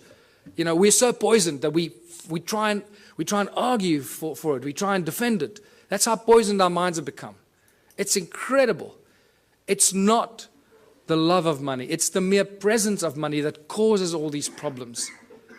If you take money out of the system, all this stuff suddenly and miraculously vanishes. So what is the solution? If it's the mere presence of money or the love of money, of all of the above, what are we going to do to solve the problem? The answer is so blatantly obvious. Remove money. Just get rid of it. Get rid of it. What do we need it for? It's causing all the strife in our lives. It's destroying our planet. The mines are raping our Mother Earth, taking out the precious guts out of our Gaia and distributing it around the world to people that claim they own it. It's sick. The obvious questions, if you remove money, so who's going to shovel the crap? How are we going to pay for things? I'll just sit on my ass and do nothing. I want 50 Ferraris. You know, are we going back to the Dark Ages, living in caves? Is this a lawless society? Who's going to make the rules? Why should I do something I don't want? These are the first things. I know these are the most commonly asked questions, and I'm sure that you're asking some of them to yourselves. But I can tell you that as you work through this process of a moneyless society, a Ubuntu society, where everybody contributes their natural talents or acquired skills to the greatest benefit of all, with certain minor rules that are not rules, it's really just an agreement that this is how we're going to work together. The moment you start working in that kind of community, the abundance is so spectacular that we, right now, cannot imagine it. It is not possible for us to imagine it until you start immersing yourself in this kind of thinking. And I call these the Ubuntu communities, as I said, where everyone contributes their natural talents or acquired skills for the greater benefit of all in the community. A new social structure for a new world and a new age. Abundance for all beyond our wildest belief. There are 5 mantras, 5 key points to the Ubuntu society. And it's not barter or trade. Everybody often jumps, a lot of people jump to the conclusion, think, oh, let's go back to barter. No. He who has more to barter or trade will eventually rule the roost. So you can't go to that system. If you have nothing to trade, what are you going to say? Well, I got nothing to trade, so I'll have to, kiss your butt. No. So the Ubuntu contribution mantra is the 5 points. No money, no barter, no trade, no value attached to anything greater or lesser than anything else. Because why? Each one of our contributions should be and is equally valuable. If you start telling, well, I'm a doctor, my time is more valuable than yours, you're barking up the wrong tree, brother. Okay. So, and the final one, where everyone contributes for the greater benefit of all in the community, because that is how you get rewarded. You get rewarded by the recognition of the people in your community. Isn't that the highest reward everybody wants and is trying to buy with money, is recognition and respect of others? In essence, ultimately, that's what most people really want, is just to be loved and recognized for what they've done. And they think they can use money to do that. And then when they make a lot of money, they get zillions in the bank, then they suddenly realize, oh, well, nobody loves me anymore. They all want to take my money. So let me spend my money and then people will love me. And that's generally what happens when they start paying for things and people love them more, when they start giving it away. So, united Ubuntu communities. In unity we thrive and anything is possible. Anything is possible. A world without money. There's no crime, no envy, no gluttony, no greed, no hoarding, no hierarchy. And the whole Ubuntu movement and the Ubuntu party has no hierarchy. Communities look after themselves. We have no central government. We don't have any central assholes trying to tell you how you should be running your life. No obstacles to any kind of progress. Because the solutions are simple and there are many bright minds here. We all know what the solutions are, what should be done to solve the problems, and somehow our politicians just can't get it right. They keep screwing it up, So don't ask the politicians to solve it. Give it to the scientists, give it to the farmers, give it to the engineers. They'll solve the problems for us. Ordinary people will. Politicians will do nothing. Transition will have to occur in simple steps that flow from one to the other. We can't go from zero to hero. We can't go from a moneyless-driven, capitalistic, consumeristic monster to a moneyless society that lives in harmony and zen, right? It's not going to happen. So if you go onto my website, the ubuntuparty.org.za website, I've started posting a number of papers on how the transition will take place. There's not time for it now, so I ask you, please go onto our website and check it out. It's beautiful. What's key here is that the small towns will probably play a very important part in the transformation, because in small towns and small communities, people will agree on things a lot quicker than in the big cities. Right? So they will agree, okay, we need to get off the grid, we need to grow enough food for all of us, we need to make sure we got water, and they can go out and do it. We must create alternative energy for ourselves in our town, so if the grid goes down, we stay alive. And the small towns and villages will become the activators of this transitional phase. And I put together a few theories and ideas to give people ideas how to start doing this. It also goes into our education and schooling systems, where we stop sending your children to school. Please, I beg you, don't send your children to school. Don't do it. You're turning them into monsters. I've had a few of my friends in Johannesburg, in South Africa, that have not sent their kids to school. They are much smarter than the kids that go to school. And I'm not kidding you. They really are. They just learn from their parents, and they learn. And you'll find that often what happens with these kids, they start reading later. They might start reading a little bit later. But when they start reading, they become like these monster little readers. They just read everything. I mean, these little kids are reading books that other kids don't even dream of. And that's because they're not preconditioned by the schooling system. Energy, water, food, housing, arts and recreation. These are the things that small communities can take control of very, very quickly and establish it for themselves, make themselves go off the grid and be totally in control of their own destiny. And many, many community projects must be and should be attached to this activity. Absolute abundance on all levels. Once you start doing this, food, science, culture, community, abundance on all levels. Now I'm going to give you a small example. You've got to use your imagination here because there's not enough time now and we've got to finish off here. So imagine in the little town that I live, we've got a river, we've got a fish farm, we've got a dairy farm, we've got a bakery, we've got a wood factory, a metal factory. The community starts to work in these projects. The whole Ubuntu thing means that, and contribution means that everybody must contribute 3 hours a week towards one of these community projects. That's all you have to do, 3 hours a week. A little town of 1,000 people, it's 3,000 hours a week. No municipality or town council can afford 3,000 hours a week salaries for people to do this work. Can you see how that's dramatically shifted the status quo and the equilibrium? How much we can produce if we just work for 3 hours a week on basic projects. Producing milk, cheese, butter, fish, breeding fish, baking bread, growing vegetables, and so forth. So now the community has been doing this for 6 months or a year, and they've established abundance on all levels, where all the people in that community that participate, that's why I called it contributionism, that participate and add their talent and their skills and their time, get everything, not for free, but virtually for free, so cheaply that the rest of the stuff, and also there's a principle where you create 3 times as much as you need for your own community. And I structure everything in the Ubuntu philosophy on the sacred geometry principles, 3366. So you produce 3 times as much as you need for your community. Why? Because there'll be other communities that can't produce what you're doing, so you'll be actually helping them while they're helping you with the things that you can't produce. So, and by the end of that, there's so much abundance because you're doing it 3 times that whatever you don't consume in your own little village or town, what are you going to do with? You're going to make it available on farmers markets and stores in your town for the surrounding communities. The moment you achieved that state, you've created the domino effect. Because what's going to happen to all the neighboring towns? All the people from those towns are going to come buy your bread, your milk, your cheese, your whatever it is you produce. Because it's going to be a fraction of the cost they pay for it in their own town. There's your domino effect. There's your trigger point. So think about it from that perspective. At the outset, it sounds like a huge thing. Wow, how are we going to go from there to a moneyless society? I believe that I've just taken you through a very simplistic example of how small towns and small villages and communities can be the trigger points and the examples that start the domino effect. Once the first town is set up, it's impossible for the surrounding towns to stay alive. They will have to follow the same example. Otherwise, all their businesses will close down. And when they do close down, then they will follow your example. So either they will do it willingly or they'll be forced into it because of stupidity.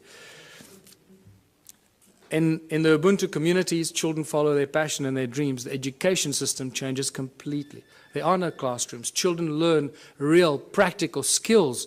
So by the age of 16, they've done everything. They've baked the bread. They've worked in nuclear laboratories. They've built rockets. They've built homes. They've built earthships. They've planted seedlings and grown fruit. And they'll be so wise by the time you're 16 because you've had all this experience.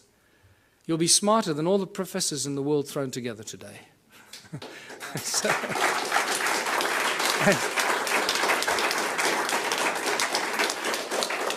Take any school leaver today, put them on a farm, put them anywhere into a practical solution. What can a person with a high school diploma do today? Absolutely nothing. We're useless to society. That's what they've created. Can you see the brilliance in their plan? They are so smart, these people. They. That's us, right?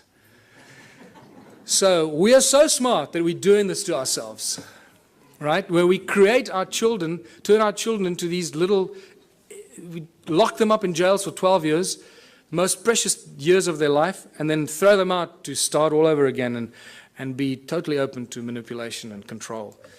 So master teachers, only when a community decides that you're a master shoemaker, or you're a master rocket scientist, or you're a master baker, or a master this, only the community can decide who they will allow to teach their children. Isn't that a better system than teachers that go and get some diploma and they're real assholes and they teach your child? You go, God, how can that? I'm not going to let the teacher teach my child. The community will have the final say. So when I say decentralized government, that's how fine it becomes.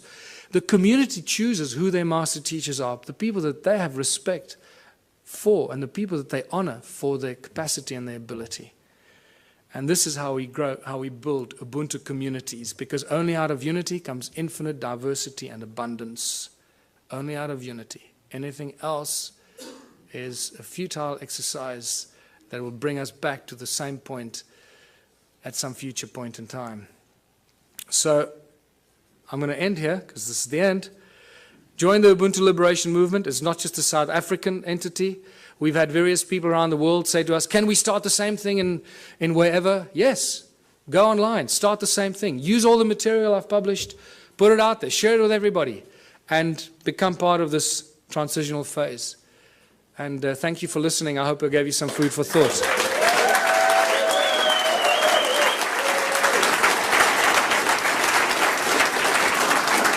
Thanks. Thanks very much. Please wait one moment. People are coming up to me and asking me, what can we do after the conference? Now, one of the things we can do after the conference, Michael needs exposure, big time. We need a bus going around. Everybody who has a Facebook page, a Twitter page, you just put one line, Michael Tellinger for president, and this website.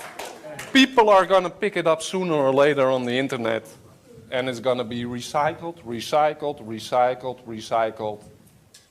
It's safer, we're going to get the word out, and the ball is going to roll. Okay. Thank you. Dit was de uitleg van de conferentie.